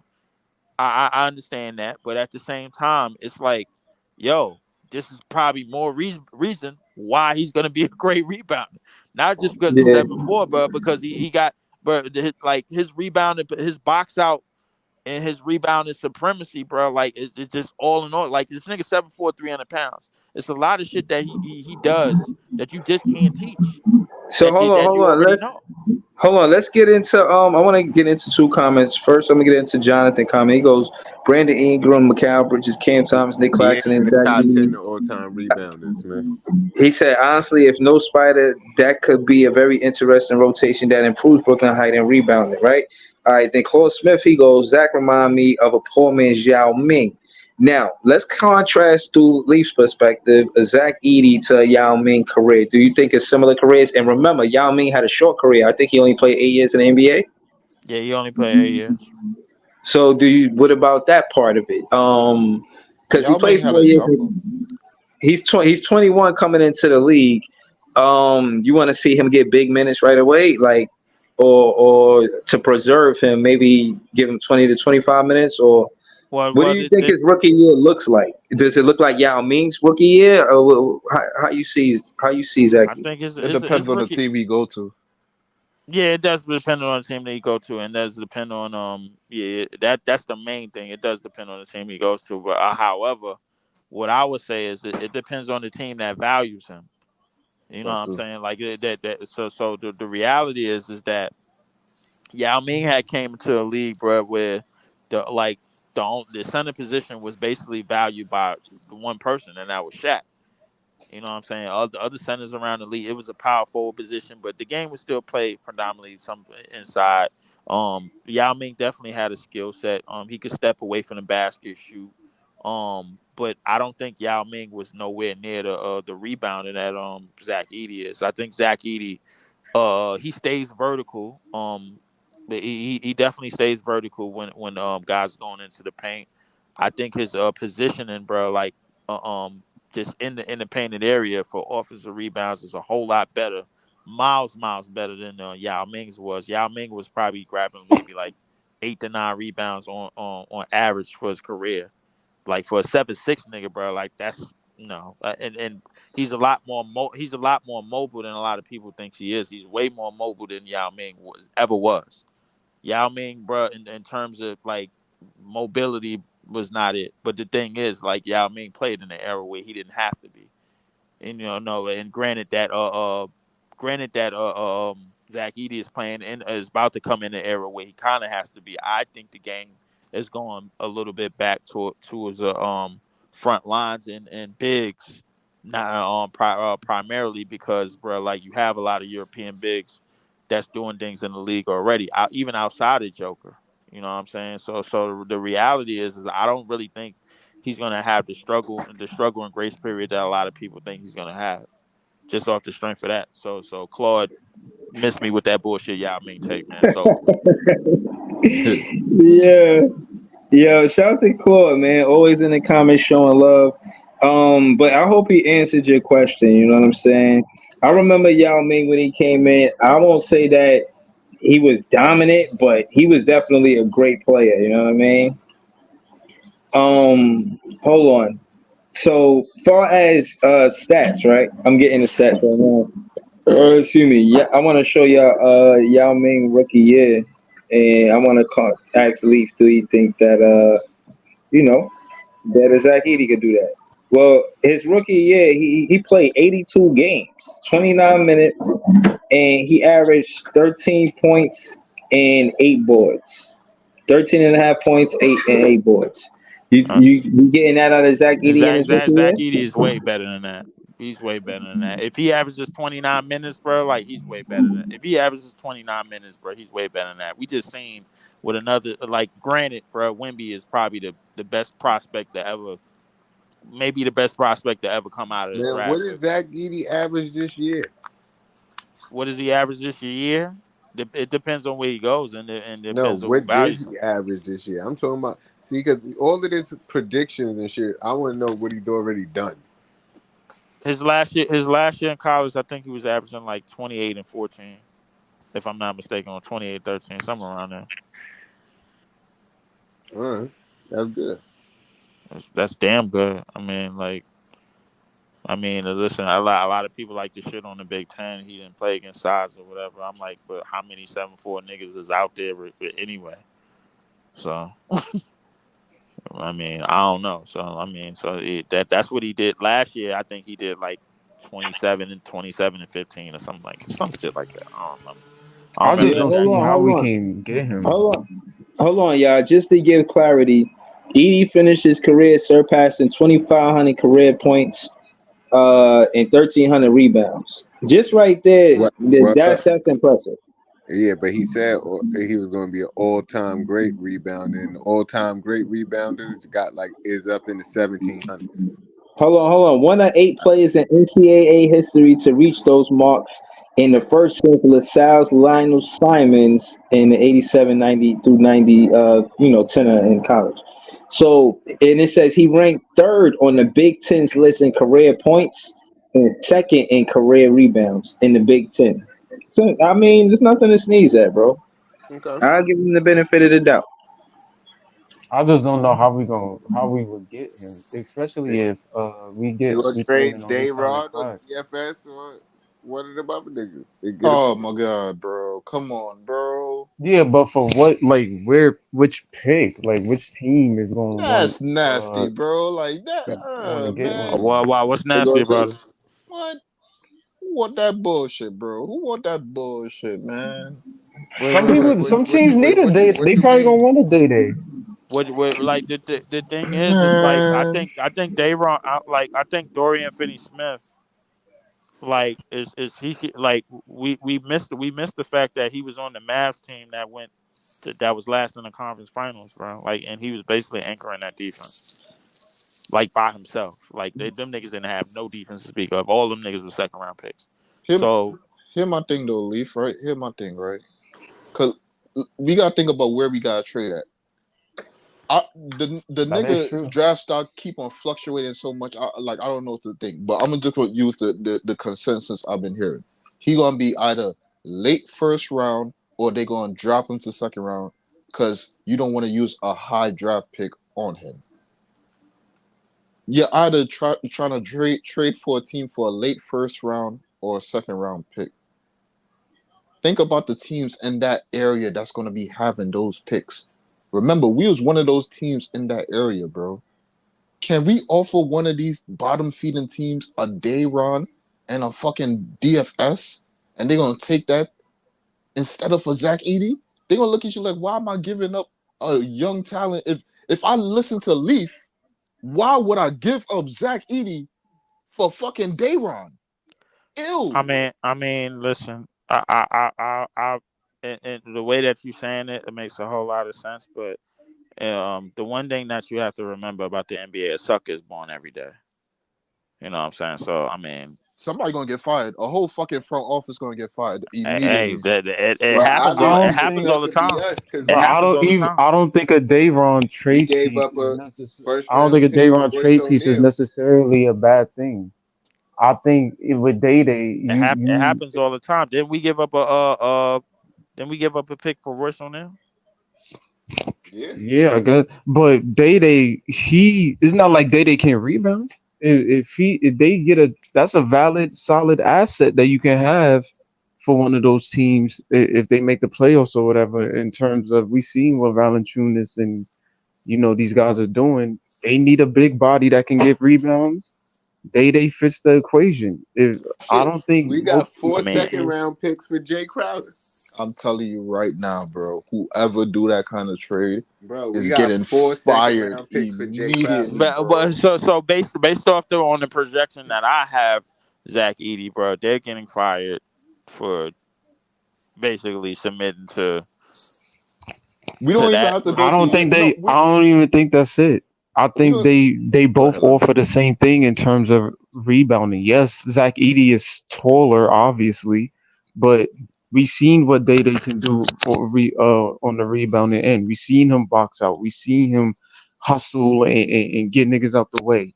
I think it wouldn't exactly be a failure, especially on one of those teams who can't possibly. They might need some sort of a big man to if they lack in the rebounding aspect. I think it's a win-win if we get a Edie in whatever team gets a Day Day, because they might need some help on the rebounding. And yo, get the 6'10" nigga that's 260 that can help us out on the rebounding and play bully ball. And they might develop the nigga better than what we've been doing with the nigga. So I mean, it is what it is. I think This Zach Edey nigga coming off the fucking bench can be helpful. We need somebody in the paint that can bully these niggas and get a fucking rebound and throw it back out and reset the bro. offense or whatever the case may Yo, be. yo, Jay, this nigga LM is a car salesman, bro. He Mhm. trying to sell you new cars, but them Mhm. shits is old and used up. That shit, nigga, try like, oh yeah, this car only got 25,000 miles. Yeah, nah, nigga, that shit got over 100K on that bitch, my nigga. No, he just I'm shake that shit up. crying. Ain't The no thing is, way, Day Day bro. is it's not like Ain't Day Day no is way, 30 years bro. old. Day Day is 21, bro. Right. That's a Me valuable asset that personally, you I can don't want to use. trade Day Day anyway. I Me mean, neither. Because I don't that want to trade Dayron either, but I don't want to trade Davon either, but like we gotta value the Y'all fact that niggas put he. him on the board. I asked the question I like, didn't why put is well Dayron on the board? just for the I record. want I to just trade DFS if just we for the keeping it record, a buck. bro. Because of the way the money was gonna match up, bro. I only had DFS in a possible trade for for Zach Edey in the first place because the thing is it was 16 million, bro. Like, and we probably was gonna get a player back that was probably gonna make 13 million, and Zach Edey, which was gonna be a guaranteed pick, first round pick, was probably gonna make 2.5 in his first year. That's the way the numbers was gonna add up. So we was probably gonna get somebody that was maybe on a 2 year deal that was making 13 million this year and then 14 million the next or something like that. That wasn't gonna be no money, and then we was gonna have Zach Edey to add up to basically round out to the 16 million that DFS was making. I hope a whole lot of sense right there when I said that shit. But yeah, I think if we can that's get what I was. Edie, Day Day, and on the same team, I think that's mad rebounding for years to come. If you don't got to trade Day Day, and you can still get Edie and get this nigga DFS the fuck out of here for that pick. I think I gotta that's look at the mad draft. rebounding, Well, I gotta look at the draft board and see who the hell got what. No, I can't even do right? that because But the I thing think is Zach the Edie, draft lottery ain't set up. So yeah. We gotta wait till the draft lottery. But I But think the Zach Edie projections might been be around crazy. the 20 range. If I'm not mistaken, or You see, to easy point second round. you see, I you think see, you can LM get something for that. you see, LM, the projections are crazy. I heard that too, right? But then I heard some people say, "Why are you not choosing this nigga in the first top 10, bro?" Right. I'm No, not no, even hold gonna on, lie. hold on. If I this wanna was add early to 2000s, I think Zach Edie go top five. right. if Look, this is and no, I wanna Under if the this add is to that. 12. early Hold on, two let me add to thousands, that. Zach Edey go top three, Hold and on. Right. not Hold on. three. Let me add to that because everybody keeps talking about how bad this draft is supposed to be. If Zach Edey is a great player, how is he going so late? You see what I I'm think it's saying? because he's a senior. He's Because a senior. Easy. everything that I'm telling you about him is not everything that the draft prospects or the draft scouts are selling. They're not they don't have that on their mind. They don't have two-time player of the year on their mind. And a senior, they're looking for a 19-year-old So who's supposed to go with number one this Right. year? Who's supposed to go number I one Uh, this think year? some Alexander Sarr. another Right. Frenchman because the thing Alexander is Sarr. because when we say that the league is copycat, so is the draft. They start looking for more watered down Wimbies, and so Yeah, that's what's gonna start happening in the next couple of years. There's gonna be yeah. a whole bunch of watered down Wimbies until a I ain't gonna draft lie. pick. That nigga. I ain't gonna lie, Breezy. That number one pick, that 7-1 nigga can move, bro. That nigga, He he can might move, move faster than Wimby. That nigga can move, bro. maybe, I've never maybe. seen. He's insanely fat. He is fast, bro. That nigga is like What's his name? the Alex Sarr, Alexander Sarr. He's Alexander France. Sarge. He's 7-1.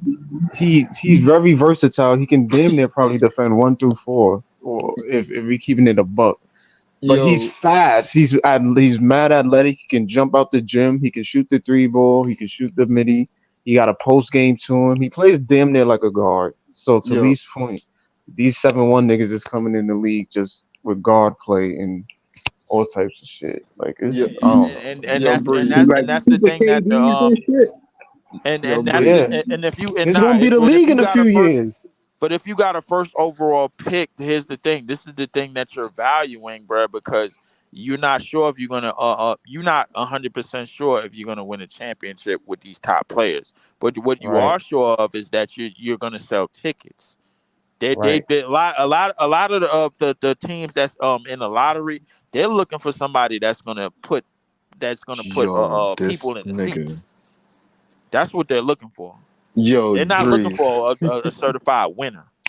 Yo, my fault, leave. Yo, Breeze. This nigga peoples in the fucking chat is yo, he going crazy, son. This nigga talking about all type of players that yo, what are you trying to do to our team right now, bro? And then He this said nigga said we no need a Zach Edey talk. brolic wide shoulder Bobby forward, Portis. or a center, or who could fight for those offensive rebounds and defensive rebounds, and try to get TJ McCullough. I think he talking about the nigga from the Pacers, Yo, CJ McCollum. Claxton need to like TJ go McConnell. to Yeah. TJ McConnell. Backup I think point. he's talking about. Yeah, I think TJ McConnell might be a free agent coming up next Yo, season. all these full spots we got around the Barclays Center, put Claxton in those. Let that nigga eat some burgers or some shit. And put some Say please no get some Zach weight on them, Eady, bro. however his name is spelled. We need to get Bobby Portis, Valanciunas, Derek White, P.J. Washington, and Derek Jones, guys. Whatever his name is. Yeah.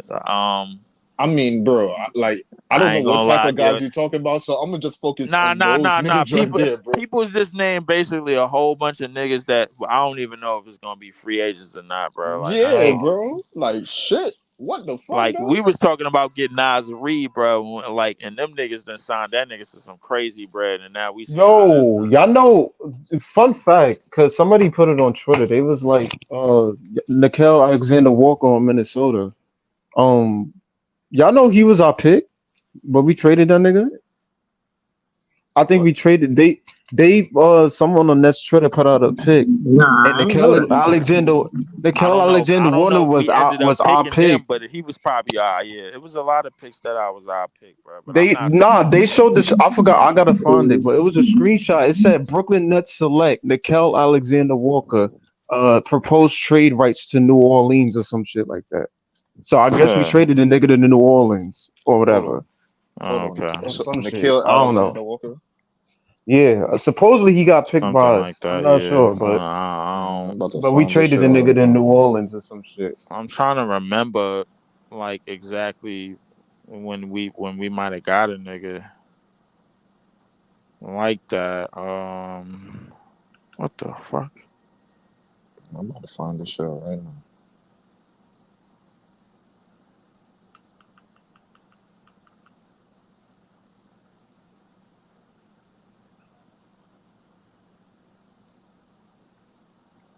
We did fucking select a nigga. Oh my fucking god, bro. That's not an OMG, bro. Like, man, come on, we missed out on a lot of niggas, bro. We missed out on We JB traded and him J. to the fucking Pelicans, bro. We missed out on JB and JT as well, bro. Like, come on, bro. Like, Jesus fucking that's Christ. way more crazier, bro. Like, come on, we didn't miss out on a gold mine.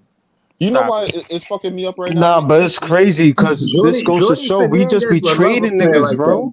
Yeah, Jordy Fernandez would Right, love that. Would six love a five, six player six like that. dude that can defend. You see what he doing in the playoffs right now? Yo, Ella, Yeah. you know why that's fucking me up right now, bro? Because like I'm looking at how he playing in the playoffs, and I came on the stream like, yo, imagine we had a nigga like Nick. I remember this shit. Like I came on the stream and said, imagine if we had a nigga like Nikhil Alexander Walker. Now come to find out, we had this nigga for whatever reason, yo. We don't. God work in mysterious ways.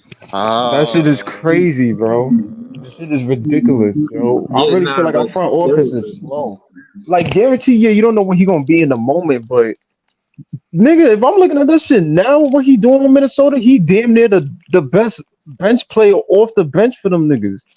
Imagine he was doing that shit here, bro. Listen, Um, first off, it don't add up. Look at the goddamn team that we got, bro. Like our team is nowhere near filled out as Minnesota. That's one, bro. Like, come on, we didn't miss out on the fucking gold mine, bro. I don't want y'all niggas to get upset over no, that's not it, Leaf. I'm just talking about like niggas. I'm not saying niggas gotta come here and be fucking Braun or Jordan. But what I'm saying is niggas that can help contribute to winning. Role players that can contribute to winning. I That nigga would have understand been what a you're major saying. help for us this season in terms of what he's doing, playing the perimeter, playing defense, shooting the open threes, the ability to create for himself. That shit would have made a lot more help than what the fuck we got from this season alone, bro. We need Pro- niggas like that on this team, bro. Like Probably that shit is the crazy. Yeah, nah, I'm pro- with you. I'm with you. Yo, I just think we but need to start trading draft picks and just develop niggas at this point, bro. I think that's listen. what it is.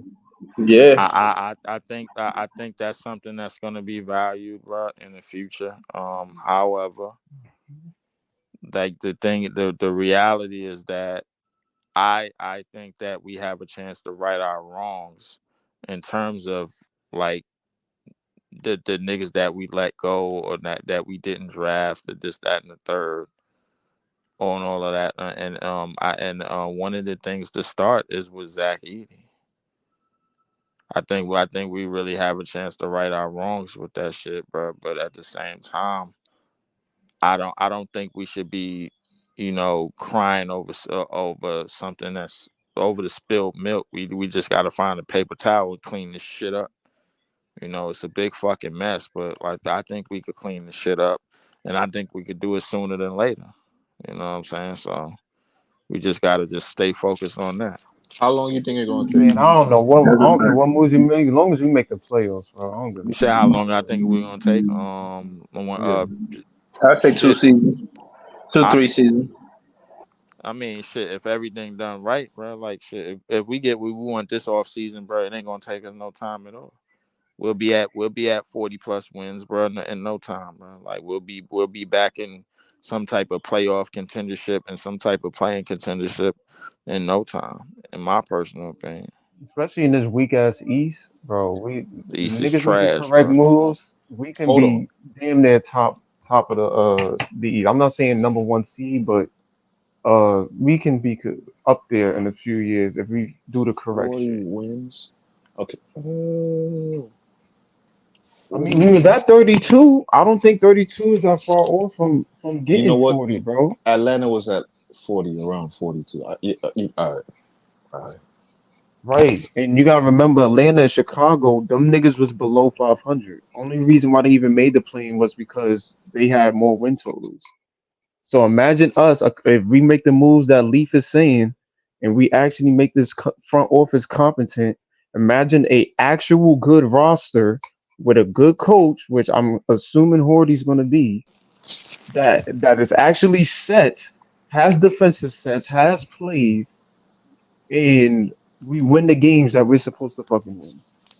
The moves that Leaf is talking about, to me, feel like that would be like GMs and like the league going out their way to help us because these moves, like you're gonna have to be ignoring other people to just hear us and entertain us. So that's kind of unlikely for me, bro. That's highly unlikely for me. Like, I get what you're saying.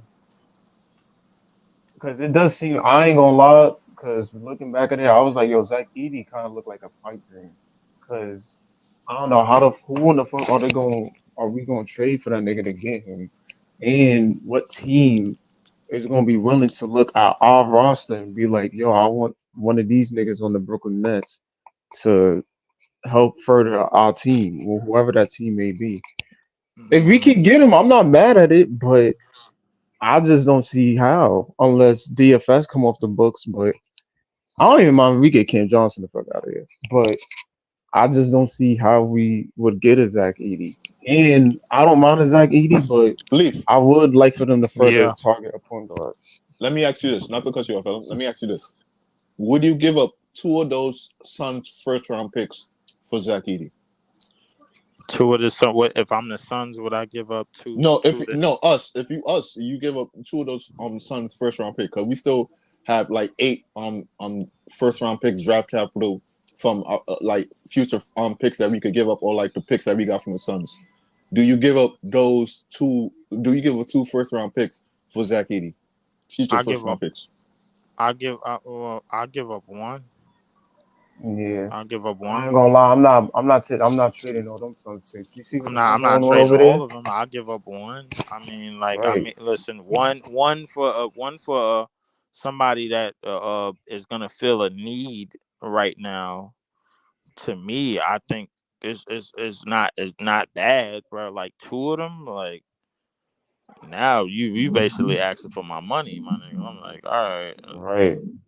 You Nah, see but what's still, going you but see hold what's on, going on over there though? Like but I'm who not else? But to your knowledge, and he don't have no rapport with no college players like that. And based on how we do in this season, players are gonna want to play here. Not that it matters in the draft, but Jordy Fernandez is invested in Zach Edey. I'm saying all that to say easy. I'm giving up two draft picks. I'm gonna play hardball. I ain't gonna try to just all right, just take it. Nah, I'm gonna say a draft pick in DFS, a draft pick in this player, a draft pick in that player. You know what I'm saying? I'm not just gonna give them two draft picks. But if they you know what I mean, talking like, yo, this is we not budging off of this or that, then yeah, I'm giving up two for Zach Edey. I ain't gonna lie to you. I don't know if Wow. that's right, but I I would don't do wanna it. let I don't wanna get I don't Because wanna I feel let like go of Zach both Edey, of I them. feel like Zach Edey I feel like Jordy Fernandez feel like he could win with Zach Edey on his roster, and that's Bro, part of his plan as being the head coach. that might be a fleece. Zach Edey gonna have to perform, bro. That might be a fleece, bro. But he Possibly. 21, he's 7'4". It's a big risk, big reward. It is a It risk. I is. can't. You know what I mean, it is. But I think he could give us a double double in his rookie season. I think he can. I think he could give us a strong 15 and 12 in his rookie season, bro. If he's starting or coming off the bench. If he getting 29 minutes per game, bro, he could give us 15 and 12 in his rookie season. Would we if we so let's say if we drafted a Zach Edey, would I don't know if Claxton's still here, but will we start him Will we or if it's start him? Hernandez? It really it kind of depends. What we want to run. I would. I mean, shit. Like obviously, like I have not strayed away. I didn't give a fuck about Froggy throwed ass from the ass. Motherfucking priest coming up in here trying to shoot my shit down. I ain't giving shit about nobody up in here trying to shoot my shit down, bro. I was starting because I know the defensive strategy that I want to run. I know the high low game that I want to run. I know that we got a great screen setter.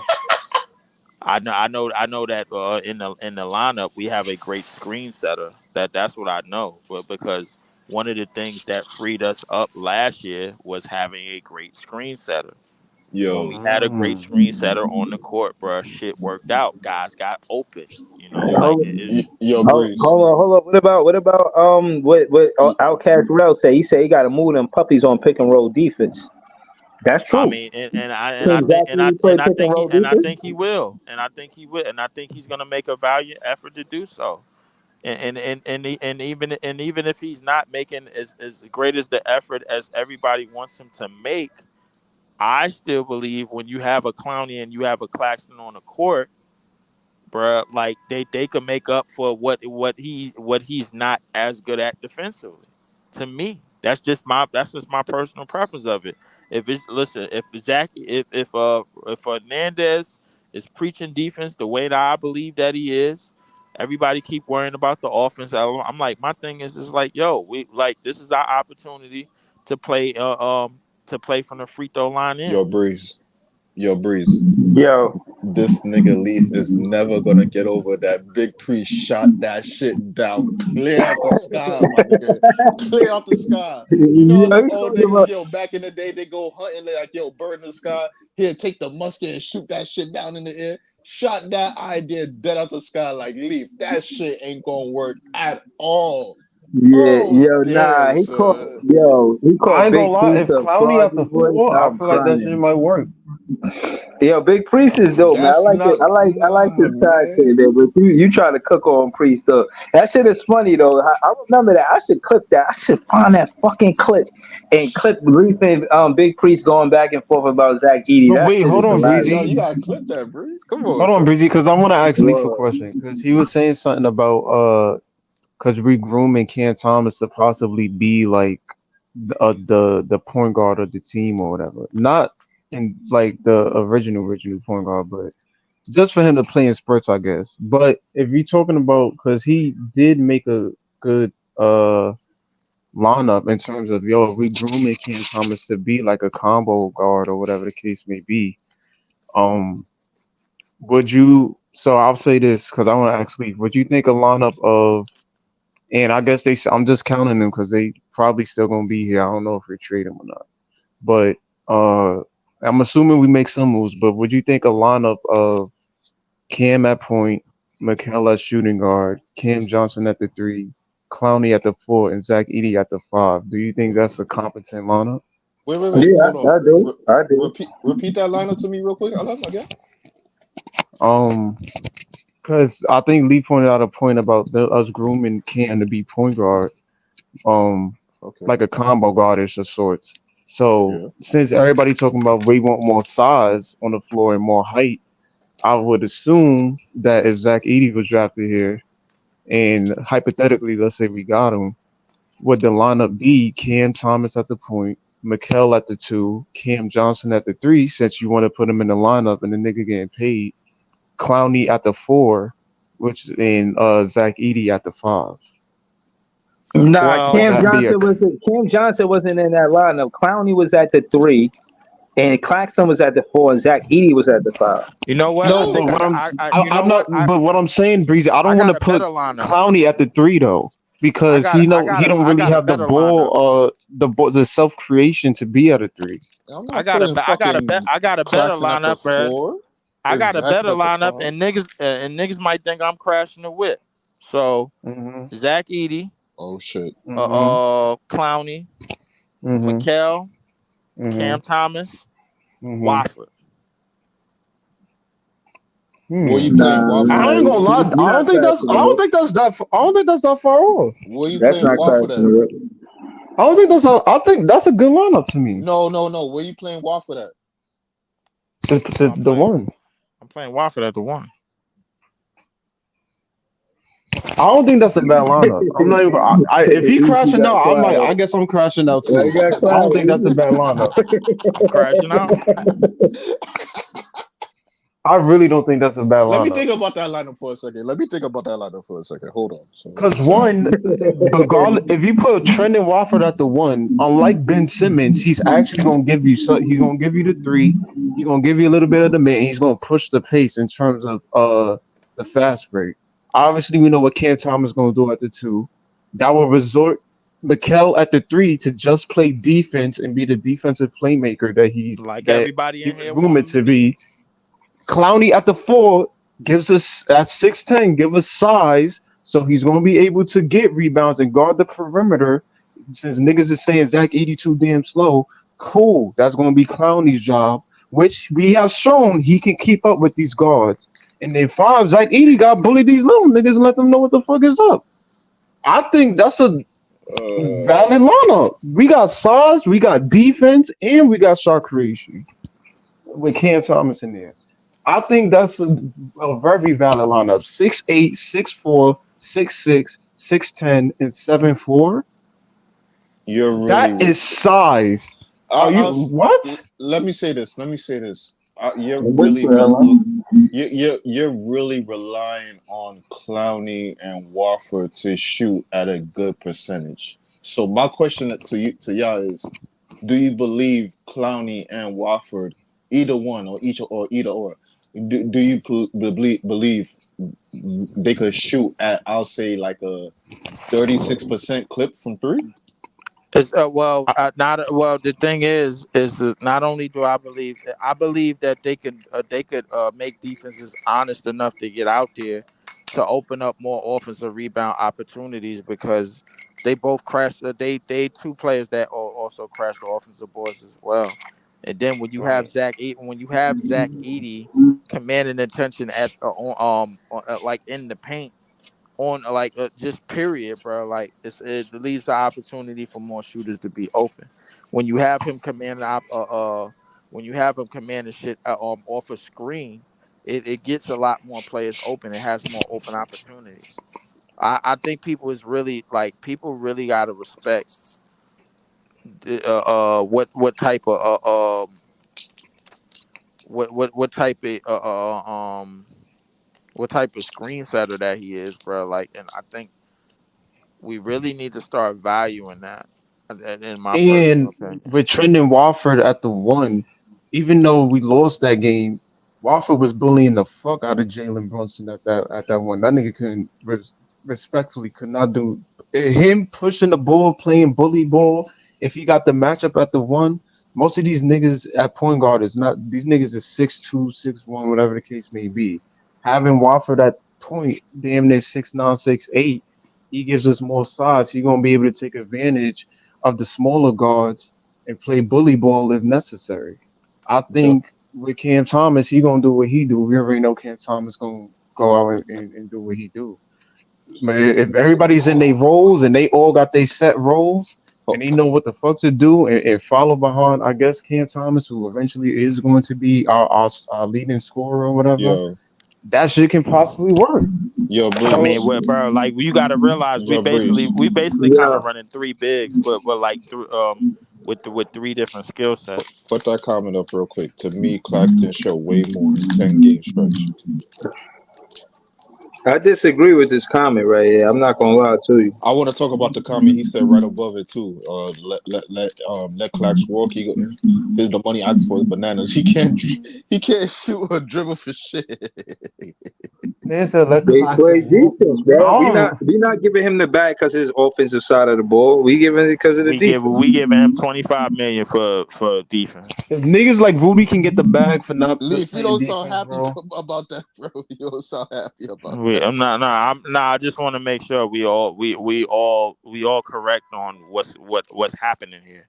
Yeah, We're he could give giving us 14 points a game, bro. 14 You and 10, agree? I'm good with him. You agree with that, Leaf? You agree with that, Leaf? 14 and Who 10. Claxton? Yeah, I think he Hold could up. give us 14 and 18 points. Wait a second. Wait a second. Wait a Yeah. second. Wait a fucking minute. Hold up. Hold the fuck up. We about to Hold up. crash tonight. When is this nigga ever giving us 14 and 10?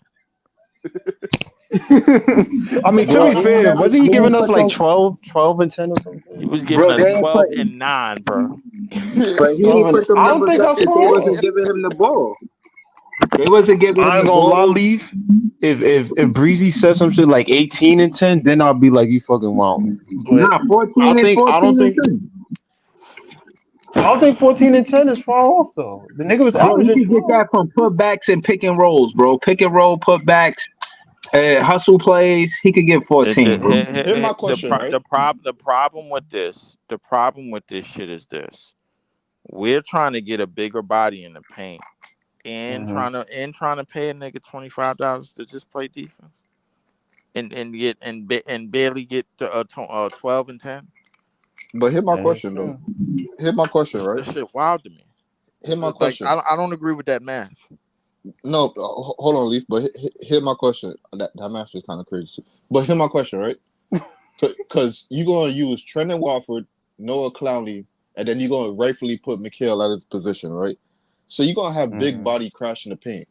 How can Clax get 10 rebounds when you're gonna have bigger bodies and be able to be more active on the boards? That nigga gonna have to get traded, man. I ain't gonna hold you. That nigga gonna have to get traded, bro. If and the reason why I say that is because if we have Zach Edey, let's say they keep Day Day, cool. We already got two fucking rebounders. That's one Day Day's 260, and Zach Edey's 300. I So mean, that's already two niggas that can I put it box to you out this and way. Listen, Claxton is gonna have to start rebounding in the same areas as a what's that fucking goofy ass light skinned nigga, Josh Hart. Yeah, he gonna have to start mm. rebounding in those areas Josh because Hart 6'7". Josh Hart is 6'4". That's That's what I 6'4". So, Josh Hart is oh, six my fault. four. 6'4". Yes, he's 6'4". 6 fucking 4, and the nigga is somehow getting. Listen, I'd rather not. You think I'd Clax rather could not be run it. that, bro? I'd rather not run into the Villanova grapefruits or pumpkins, whatever the fuck you want to call them niggas, and have that nigga get 10 rebounds on us because we didn't have the fucking front line to rebound and prevent him from doing it. I'd Yeah, rather I not. agree. I'd rather not do that, bro. Like bro. Like I ain't gonna lie. I'm one of them niggas. I break shit in the house if that shit is happening. Like that serious, bro. Yeah. Like that shit is highly. Like I don't know. I can't speak for the Indiana Pacers. I can't speak for the Sixers, bro. And I'm damn sure not gonna speak for the Cavs or the Celtics, whoever, based on what happened tonight. Based on what happened earlier tonight, but. Listen, if Josh Hart is getting 10 rebounds on my team, like against my team, that But you we can't. have a fucking problem. No, but you can't get mad, Leaf. He do that. He do, as you can see, he doing I that don't shit with care. everybody, nigga. I don't know. No, no, no, no. It's not how this shit works, bro. No. When I have niggas in the front court that's known for rebounding, like and known for sticking, like going in there and going to get a board, bro. I don't need a 6'4" nigga at least getting touching 5 of them, bro. That means Clowney, Claxton, and the possible Zach Edey, bro. This nigga better not see another fucking board. And that goes for Mitchell Robinson too, because that's the same with this. That's one of the main reasons why I want a nigga like Zach Edey. I don't want to be pushed around any fucking more. I don't like it, bro. If you gotta throw that, if you gotta elbow that nigga in his shit, man, nigga, while he in midair, do it. I don't care, bro. I don't need him get out, bro. He not touching 10 rebounds before he get an elbow sandwich. No, that's disrespectful to me, bro. No, Yo, I might be and I might be focusing on one aspect of the game. That's fine, but anything that nigga and that nigga does, bro, against me, it's a sign of disrespect. yo, Breeze. Yo, put up that comment real Yeah. quick about Tell. All right, hold up. He said you can give up 2 picks for a dude who is 27 through 30 pick. You can buy a pick. Damn. Mm, So Breeze, he's saying you going crazy, bro. You can't give up 2 picks for dude. I mean, the only reason why I would give up the 2 picks, Tel, is because I think Jordy Fernandez is invested in Zach Edey. And I don't think you know what I'm saying? I think he really wants him to be essential to what he's doing as a head coach. He wants a big man. At minimum, you could see that a big man is prevalent to Jordy Fernandez. I think the obvious guy is Zach Edey. I do think it is a tall ask to give up 2 first rounders for him. Um, I don't know, but I didn't know he was projected to go 27 through 30th. That's late first round. And again, why is he going so late if the draft is so bad? He already got like what he breaking records for the Purdue Boilermakers. Bro, he was hooping. I thought he had a good career in college. I'm surprised he's so but late in the draft. To Breezy, be honest with that you. goes to the Jalen Wilson point that I was making like early in the year, bro. These teams is not high on seniors like that. When niggas that's 22 that's entering the draft, they don't want those guys. They want the young niggas at 19 and 18 that they can further develop and have more time with as compared to a nigga that's already 22. And it sounds weird because they probably in terms of that, they probably looking at you like, nah, we can't really do anything with you. You see what Jalen Wilson doing? The nigga play like he an NBA vet. So they don't Yeah, he have hooping. 22-year-olds high in the draft or high in the lottery picks like that because they feel like they really can't do anything to further develop them as opposed to an 18 or 19-year-old. Like, yo, we can further develop him and see what we can do. The senior niggas never go high up in the draft. Like, it's Nah, rare that you see, see a 22, except for Tim Duncan. It's Oh, rare to see niggas that 22 years old, 21 years old that go first pick. Nah, Yeah, I'm with Like it's you, very LM. Jalen Wilson was picked like second round for late pick, like 51st or right. something like that. If this Jalen ni- Wilson was 19, he definitely would have got picked higher. yo, he said he not even giving up a pick for Zach Edey, bro. So he not even like that. That's out the question, bro. Yeah. Wait, who said they're not giving up a pick for Zach Edey? My boy tell in the comment in the chat. Tell I ain't gonna lie, Sale. I'll give up a pick for Zach. I don't know about the Phoenix pick though. I can't. The way that shit looking over there, niggas finding Frank You Vogel gotta and all use a that shit. Phoenix I pick. mean, Why? like I'm listen. It seemed like a lot of people is taking my word a little bit more and more. Like, but the thing is, this is only really supposed to be for the people that's in this chat and in this discourse about Zach Edey. The thing is like if people listen to what I'm saying, if all 29 teams listen to what I'm saying about Zach Edey, then basically the whole fucking plan is dead. Then but if all 29 teams is not listening to what I'm saying about Zach Edey, and you heard Gil claims that three GMs that he already talked to already said that they're not even like remotely picking him. I would suggest probably three GMs that got a big already or got a big for the future or whatever the case may be. But Right. my thing is that if people are not listening to what I'm saying about Zach Edey, then this has the potential to be one of the greatest steals in draft history if we do pull this off. It's possible. I'm not.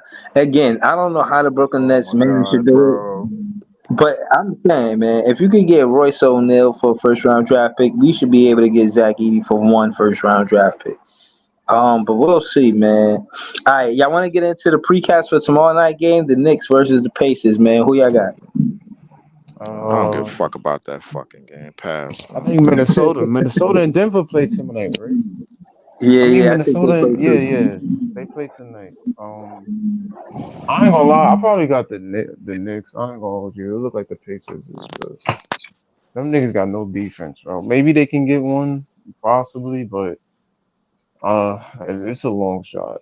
Um, Yo, I got Indiana. Next question, bro. yo, I'm not gonna lie to y'all, bro. If these niggas get cheated in Indiana too, bro, I don't know what the fuck to yeah, really say about this shit, bro. Like, I don't know. I would Like, hope not. at this point, I can't really say like, yo, like, I all right, either the league is going for the just gotta NBA. put it out there. Just The, gotta put it out there before y'all finish that.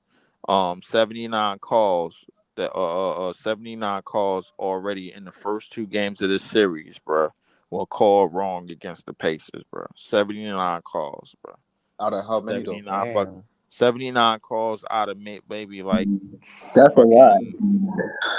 fucking they that's said I maybe out of 120. I want to say like in the Look how first two many games fucking alone. calls going on in this game though. What the fuck is going I on, mean, bro? Yeah, but for take away 79 from call, but damage. for 79 calls to be wrong, Rick Carlisle is not somebody that gets ejected from games.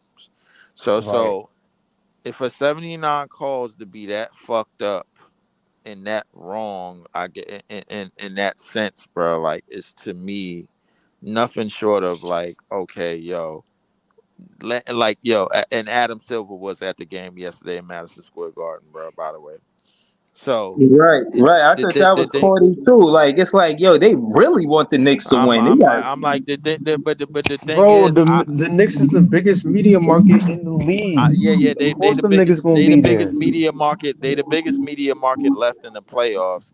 And the thing is, the NBA feels like they need to cash out on the Celtics versus the Knicks in the conference finals.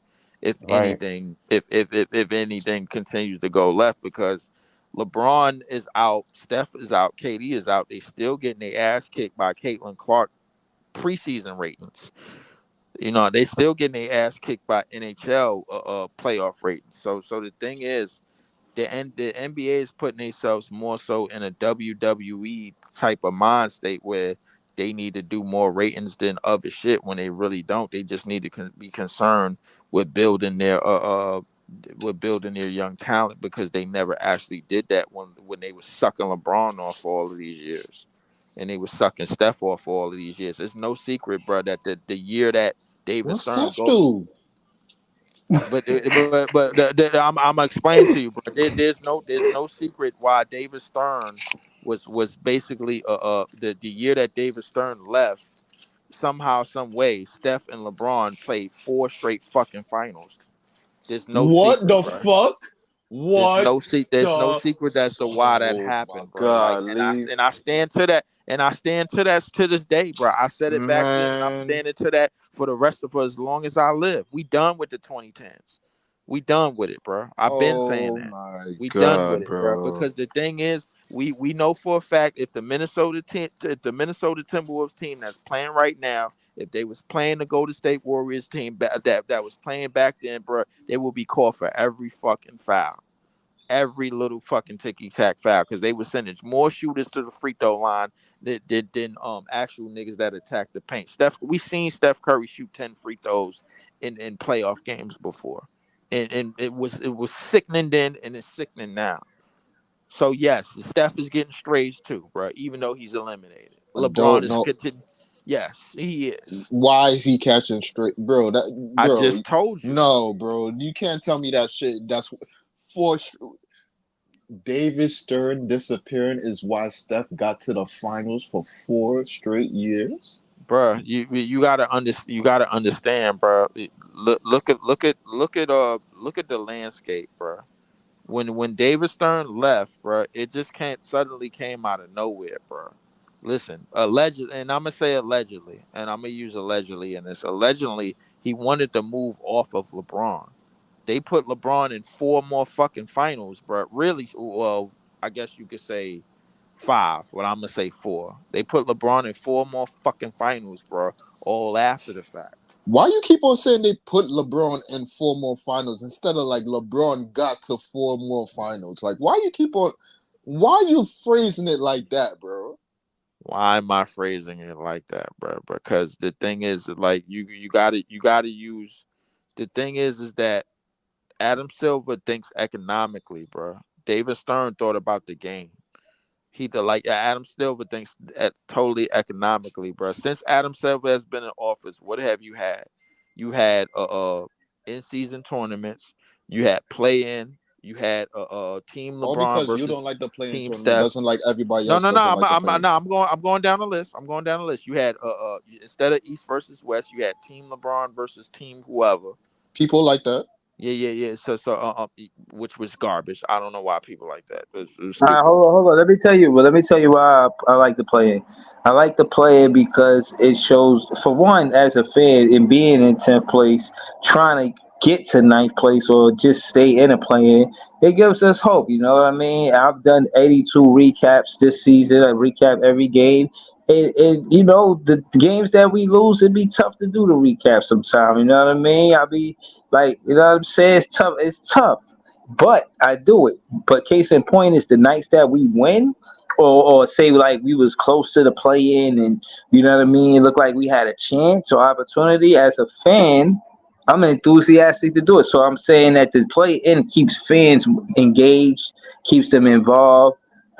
Because that's why they care about selling tickets. I think the play I in on the mean, business side helps them sell tickets. the Because it's the kind the, of the like a playing playoff game. All right. the playing is arguably one of the biggest bullshit schemes there is. Nobody cares about the 9 and 10 matchups. And like, come on, bro. Did Nah, anybody I give a shit do. about I do. Atlanta versus Chicago? Nobody cared. Yeah, yeah, not me, Like, but I'm only pretty like sure there's kids a that few, care. like, I but mean, they listen, fan like a bases few care of. though, Lee. I mean, but not But 100% of their fan bases. It was, listen. It was people. We saw Chicago Bulls fans, bro. Where like we ran in their show, stomped the mud hole in them. I did not see SB That or is fucked up.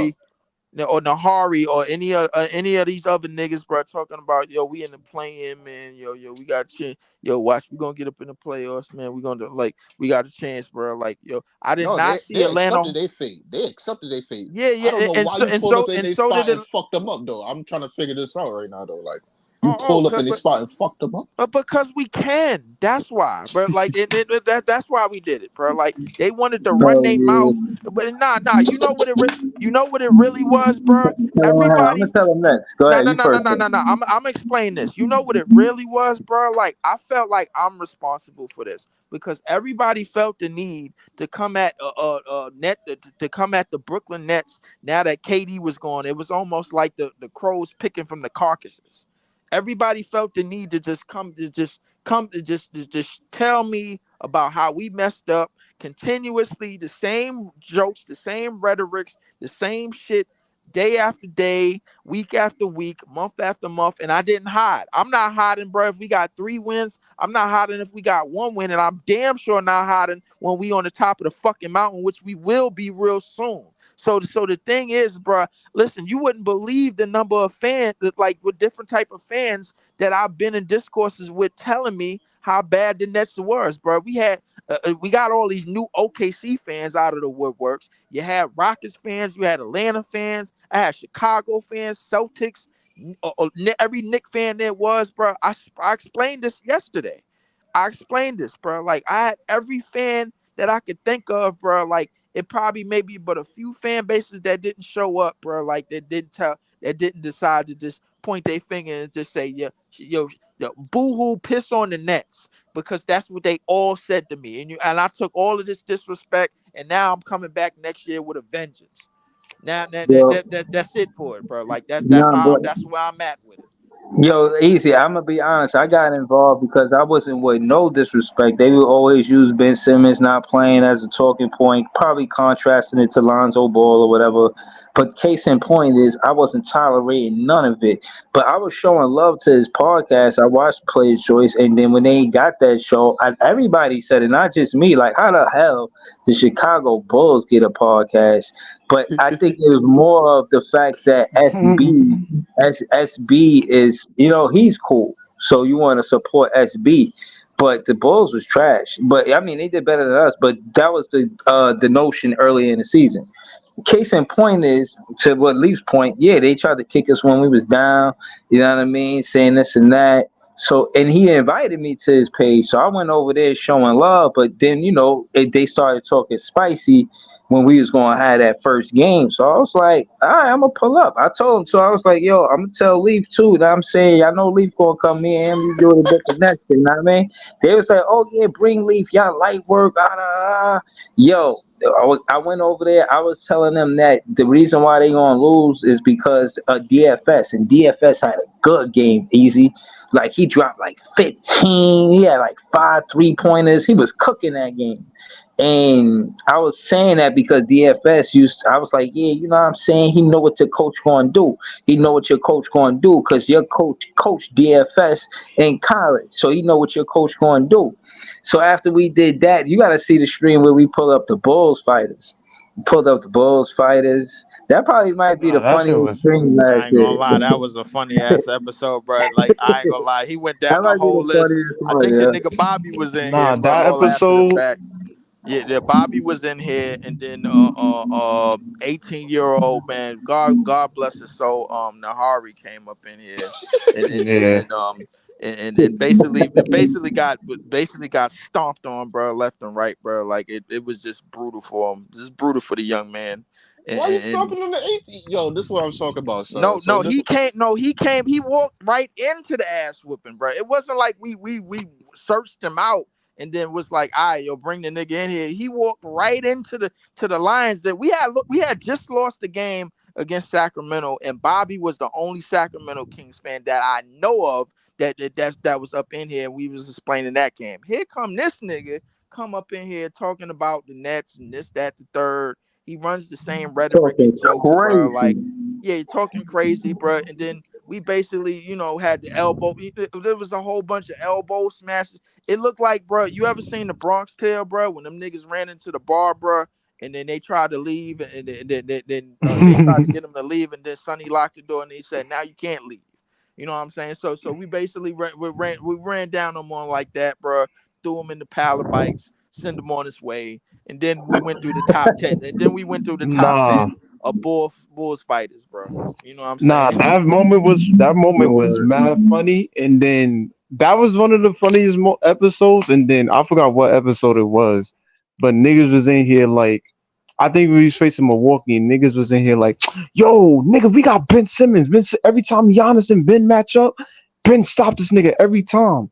And then Breezy pulled up the stats of Giannis against Ben. And that nigga was averaging like 30, 14, and Like 30 and 5 or 12, some bro. shit. Like on that nigga, yeah. I was like, what He was averaging MVP numbers against that nigga, bro. And I was just like, yo, this bro. shit had me in tears, yo. I Yeah, was weak. and I'm looking like I'm like because I think I don't remember who said it, but I remember pulling this shit up while I was at the computer. I was like, yo, Ben Simmons averages 30 and 12 against this nigga Giannis, bro. I mean, Yeah, like no. Giannis averages 30 and 12 he was against this nigga. averaging 30, Yeah, nah, 14. I cause was they like, was yo, calling that him shit crazy. somebody was gassing him, talk about the Ben Simmons. He the Giannis stopper. I was Like just I about was to say. like, Yeah, I I was was like, just yo, about what? to say that shit. Like yeah, I remember somebody, niggas saying that shit. Yeah. yeah, bro. I couldn't believe it. That's why I pulled up the stats. Like it's really. Nigga said this is all. It was all time too. So from the moment the nigga came in the league, he been doing that shit. Like I was weak, yo. Like who the fuck said that shit? But to be fair, at that time, at that moment in time, I ain't believe that shit. But at that point in time, Ben, we ain't think Ben was gonna do what the fuck he was gonna do this season. I thought he was gonna be healthy. And no, I knew Ben was gonna pull the shit that he was gonna pull this season, bro. Like it was just a Facts. couple of niggas that was trying to get me to believe that shit was gonna be different, and I knew it was gonna be a fucking a shit fest. And I listen. I don't want to mention no names. Iceman, Priest, couple of other niggas, man. Like you know what I'm saying. Like they just BKNY, like yeah, BKNY, bro. They decided to run along, and I understand Ben Simmons' skill set and how important it is in terms of the point guard position, just in terms of that. But the thing is, there is no trust, there is no availability. So I shitted on everything BS stand for, bro. Listen, fool me once, bro. I'm not falling for this bullshit no more, bro. You know what Nah, I'm I saying? So remember. I like remember. it's one of the reasons the second I seen, like, I ain't gonna lie, I jumped off the top rope because the second I seen Trendon Watford do some of the same shit, I said, yo, get this nigga up out of here. Get this Yeah, nigga but Ben that's what Simmons up bro. off I me. was just about to say that Trent Wolf, as soon as Ben Simmons went, you know what I'm saying, went down or whatever, pause. He Trent Wolf, the minutes that he played, it was essential because he was getting downhill. He kept the defense honest. Yeah, he might not be a good passer the same way Ben Simmons, but the fact that he was getting downhill, doing fake dribble handoffs, putting pressure on the bigs, bro. Yeah, man. Again, I think because Steve Hetzel is the assistant coach on the Brooklyn Nets, and he was the assistant coach for the Portland Trail Blazers while Trendon Watford was there, I think we signed him back, bro. He's got to be part of what was working last season. Yeah, and the 32 wins that we had, he was part of the 32 wins, not the 50 losses. If that makes sense, you know what I mean. I think he played a winning side of basketball. I'm excited to see Trendon Watford get a Nigga, nigga, people good said Breezy put two that three up. year contract. If they give that 13 mil, you give Trendon Watford some of that money, that 13 mil. You know what I mean? I don't give him the whole 13 mil. You don't get 13 mil for one I feel season. like 2025 we My might be nigga, trying to bro. like Oh, blow wait, this wait, wait, season wait, up. wait, wait, wait. Time out, time out, time out. There's no way Trendon Watford is going for no barely making a half a million to some of that 13 mil, bro. Like I'm Wait, paying 13 mil? You can't even do that, bro. you can't even do that.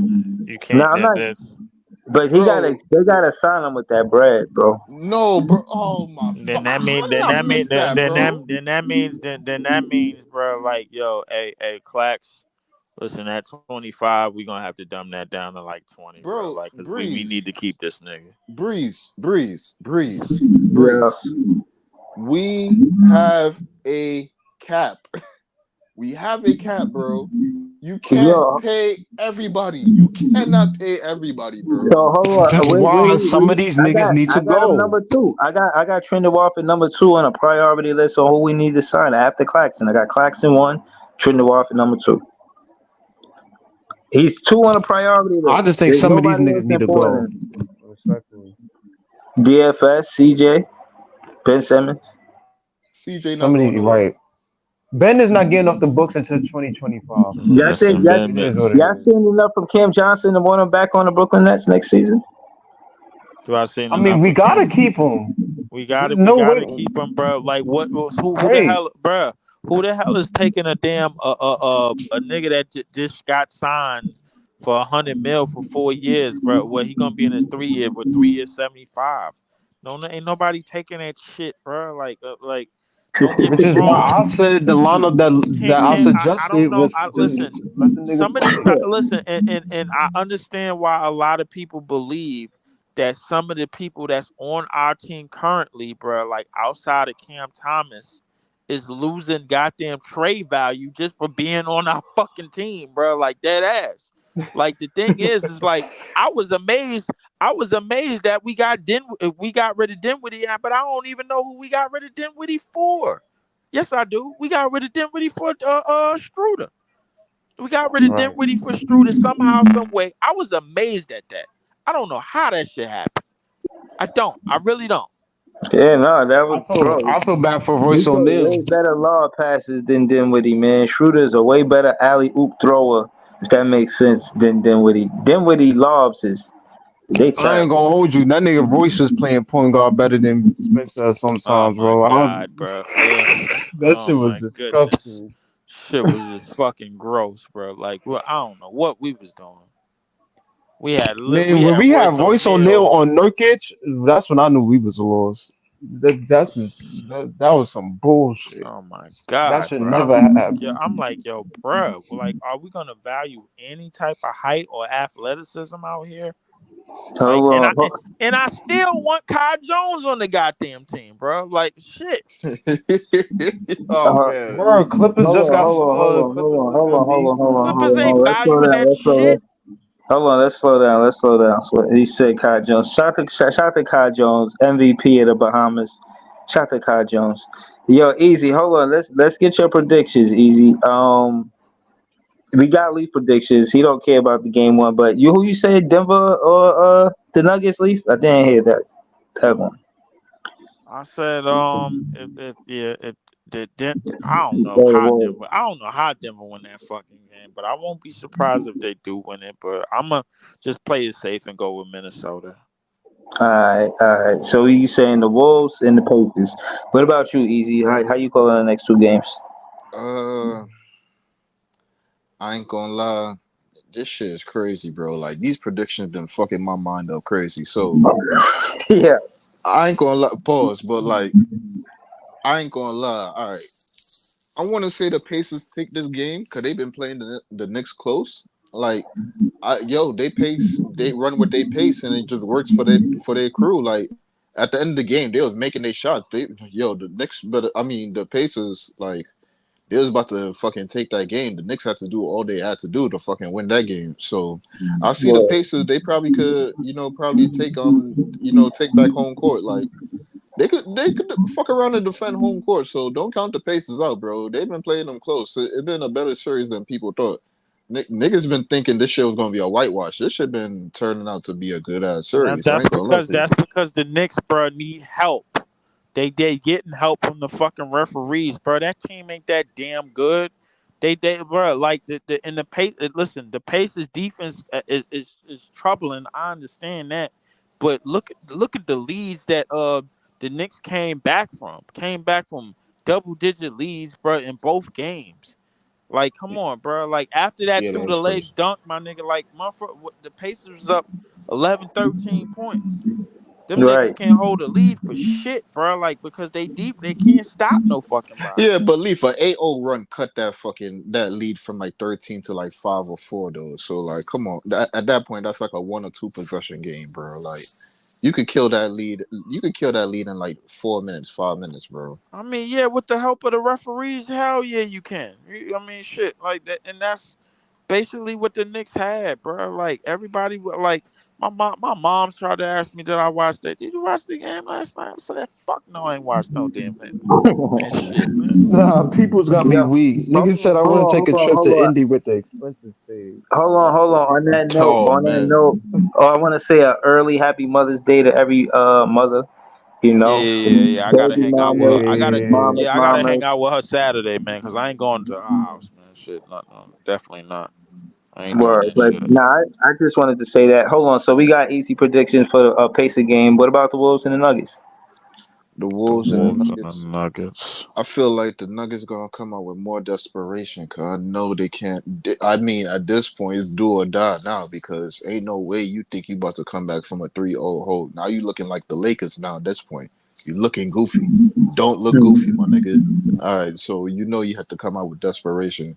I ain't gonna lie. I mean, Rudy should be back this game if I'm not mistaken. I mean, like he should be back for Right. this game. So Yo, I you heard mean, they got jokes. You heard Rudy say, "I don't even know if I should come back for Game 3. I don't think y'all need me."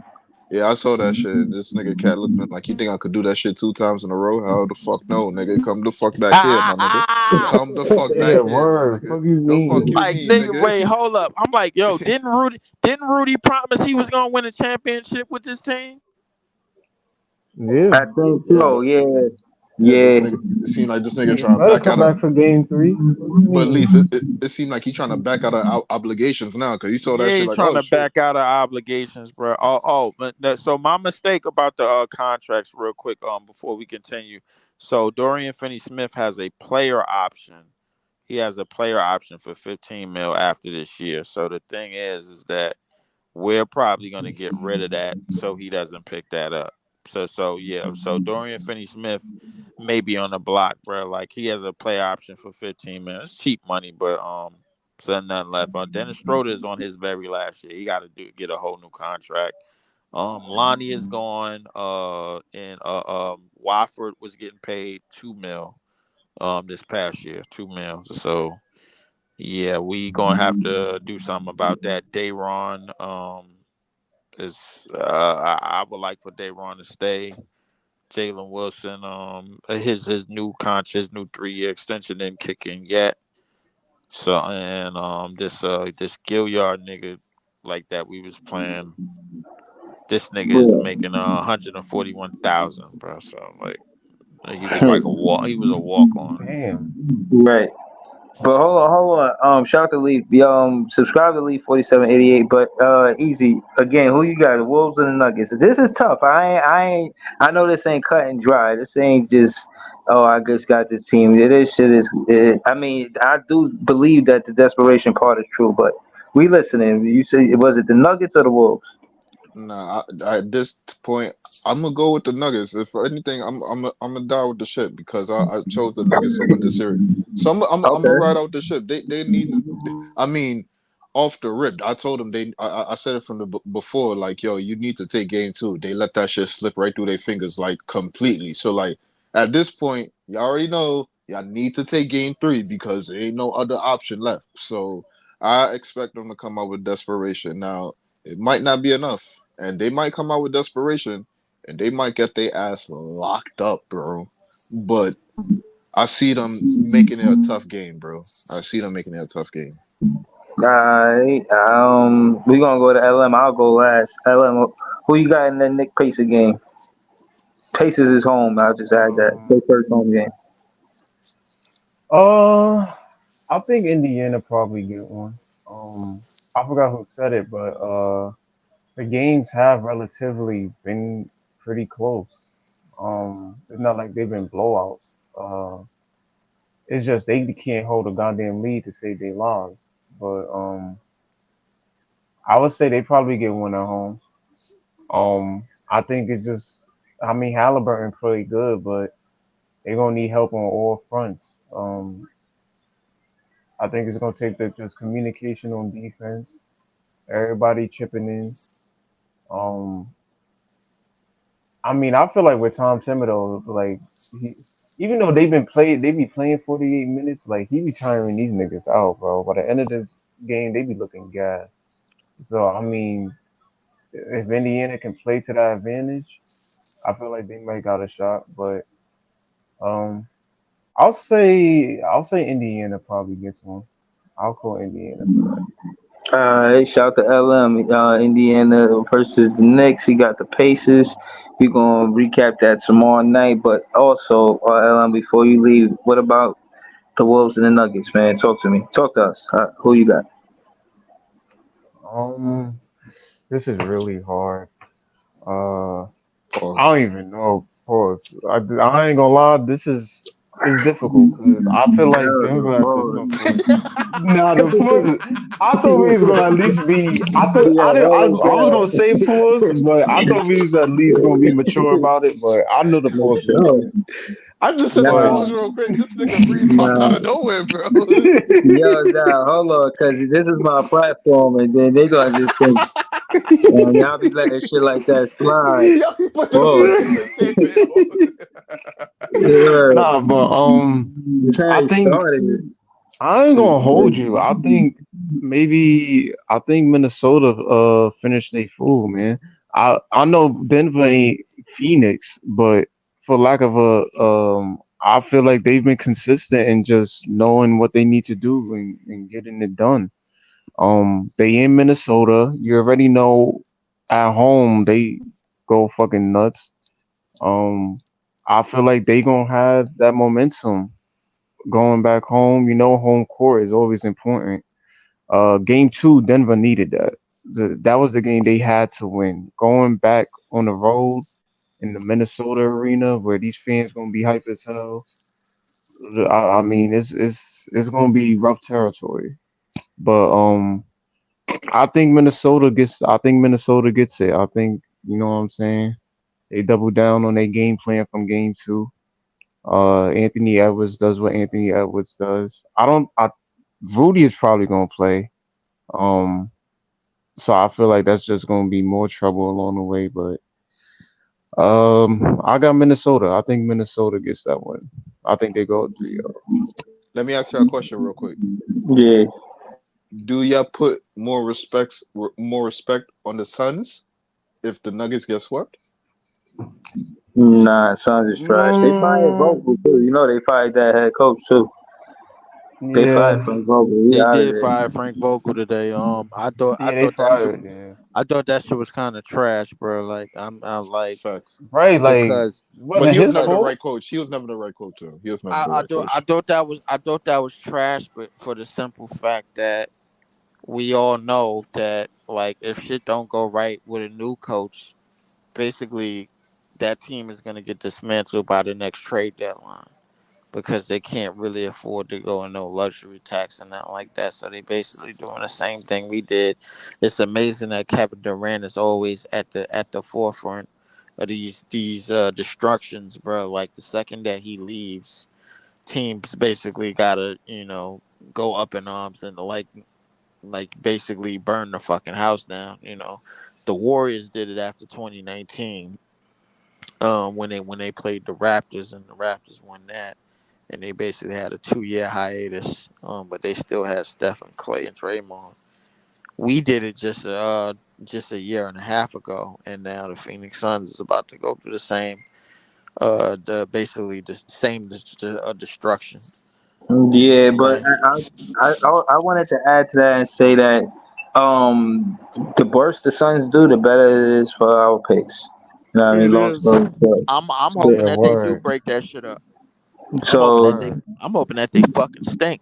Yo, word. Leaf, If So the we can G, get yo, if we can get a first round pick in that 2025 draft based on the shithole these niggas is in, bro, yo, Leaf, that would be fucking Yeah. beautiful. yo, Leaf, the owner of the Sun said he got the best situation in the league. All the other GMs would die or kill for to be in his position. So I don't see Man, that that team nigga's breaking up. saving face.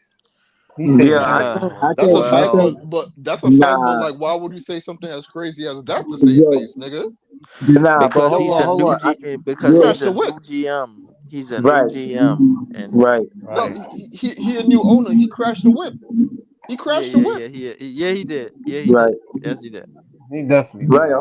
Well, I'll say that I think he had to say that to save face, but at the end of the day, with just knowing basketball, with Bill and KD and they, where they at in their career and their health and how they play together, bro, the U.S. that ain't Team USA. I know they probably played with Team USA or some shit like that together, but this ain't Team USA.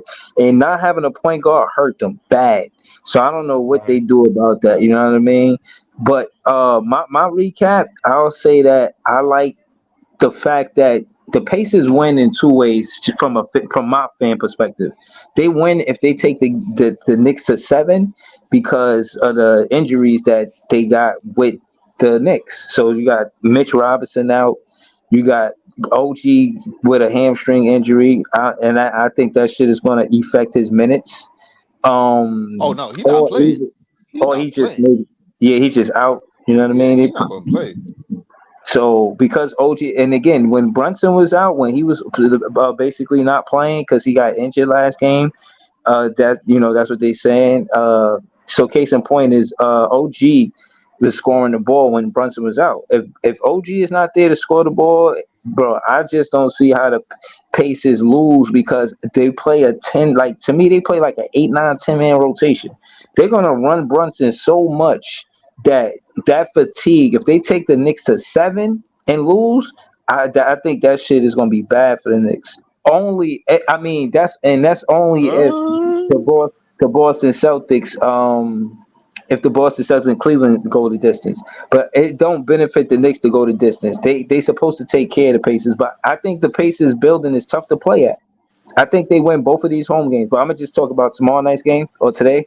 I think they win tonight's game. I think the Pacers win because I just think that again, without OG playing, I don't see where they're going to get the points that the production they needed his production last game for them to win. So I don't see them winning. In the Wolves game with the Nuggets, I think Aaron Gordon played his heart out the other day, man. He had like 15 points in the first half, and they only scored 80 points, so they're not getting not no enough. Not word. enough. Murray, he was 3 for 18. I just think whoever Fuck is Easy that was talking bullshit? about earlier, Easy, that dude Alexander, that player, he the one who got Murray 3 for 18. You know what I'm saying? Or a big That's a part of fact. that. That's a fact. So I think because Murray playing through an injury and it's hard for him to shoot fadeaways over somebody, you know what I mean? Like an Alexander, like it's hard for him to score. Like 3 field goals is like 3 field goals, bro. That shit is not a lot. You know what I mean? So I just think because they ain't gonna get no offensive productivity out of Murray like they usually do in the playoffs, they cooked. They air fry with a dipping sauce. It's a wrap for them, bro. But that's how I'm calling it. But like I said, I was wrong today, man. So Dead wrong. it were. Shout out to Cleveland, my nigga, for even up the series, my nigga. Shout out Yeah, to they them made for it making their tough. series You competitive. think that Cleveland series go down like Miami though? Because remember Miami got one, and then them niggas got cooked for the rest of the Nah, games. nah. But that's why I put. That's why the name of the show, the episode is called "It Ain't Over Till It's Over." I think both of these go the distance based on what I've seen today. I think the Mavs and OKC they're gonna go the distance. 6 games easy, maybe 7. I think the Pacers definitely would, like you said, LM. I would just be reiterating what you said. Yeah, I see it going the distance, 6 or 7, hopefully 7. That's Um, crazy though, bro. Like if you think but about all the other, like every other series, everybody tied their series up. Denver down 0-2, nigga. You the defending champs. yeah, you expect more. You expect that split. That's Yo, what and the you know second game was a wipeout, bro. It was a wipeout. what I'm At some point in time, you could have looked at Mike Malone like, why you got these niggas still in the game, bro? saying? Yeah, 18. I mean, the 80 points. That's 20 points a quarter. That's in the playoffs, bro. That's nasty. That's terrible, bro. That's nasty work. That's a fact. So, word. So I just feel like again, you know how they say this team just got their number. I just think the Wolves got their number. You know what I'm saying? Yeah, man. But I feel more confident in these 2 picks than I did in my last 2 picks. I really did count out the Cavaliers, but after what I seen tonight, them boys want to win, man. They got some fight in them. You know what I mean? So I gotta respect it. And I don't know if y'all enjoying the playoffs, man. I know I wish the Brooklyn Nets was in the playoffs, but it's all good. Oh shit. Um, shout to all the Nets fans. We the best fans. Shout to all the teams out there. We're gonna be back tomorrow night with another recap. And I appreciate y'all, man. Hopefully y'all tap the like button and subscribe. Subscribe to me and leave. Shout out to LM and Easy. Subscribe, and we might have some WNBA content. We gonna see. But yeah, but stay tuned in, man. Sub to the page, and we back soon, y'all. I appreciate y'all. Peace. Peace.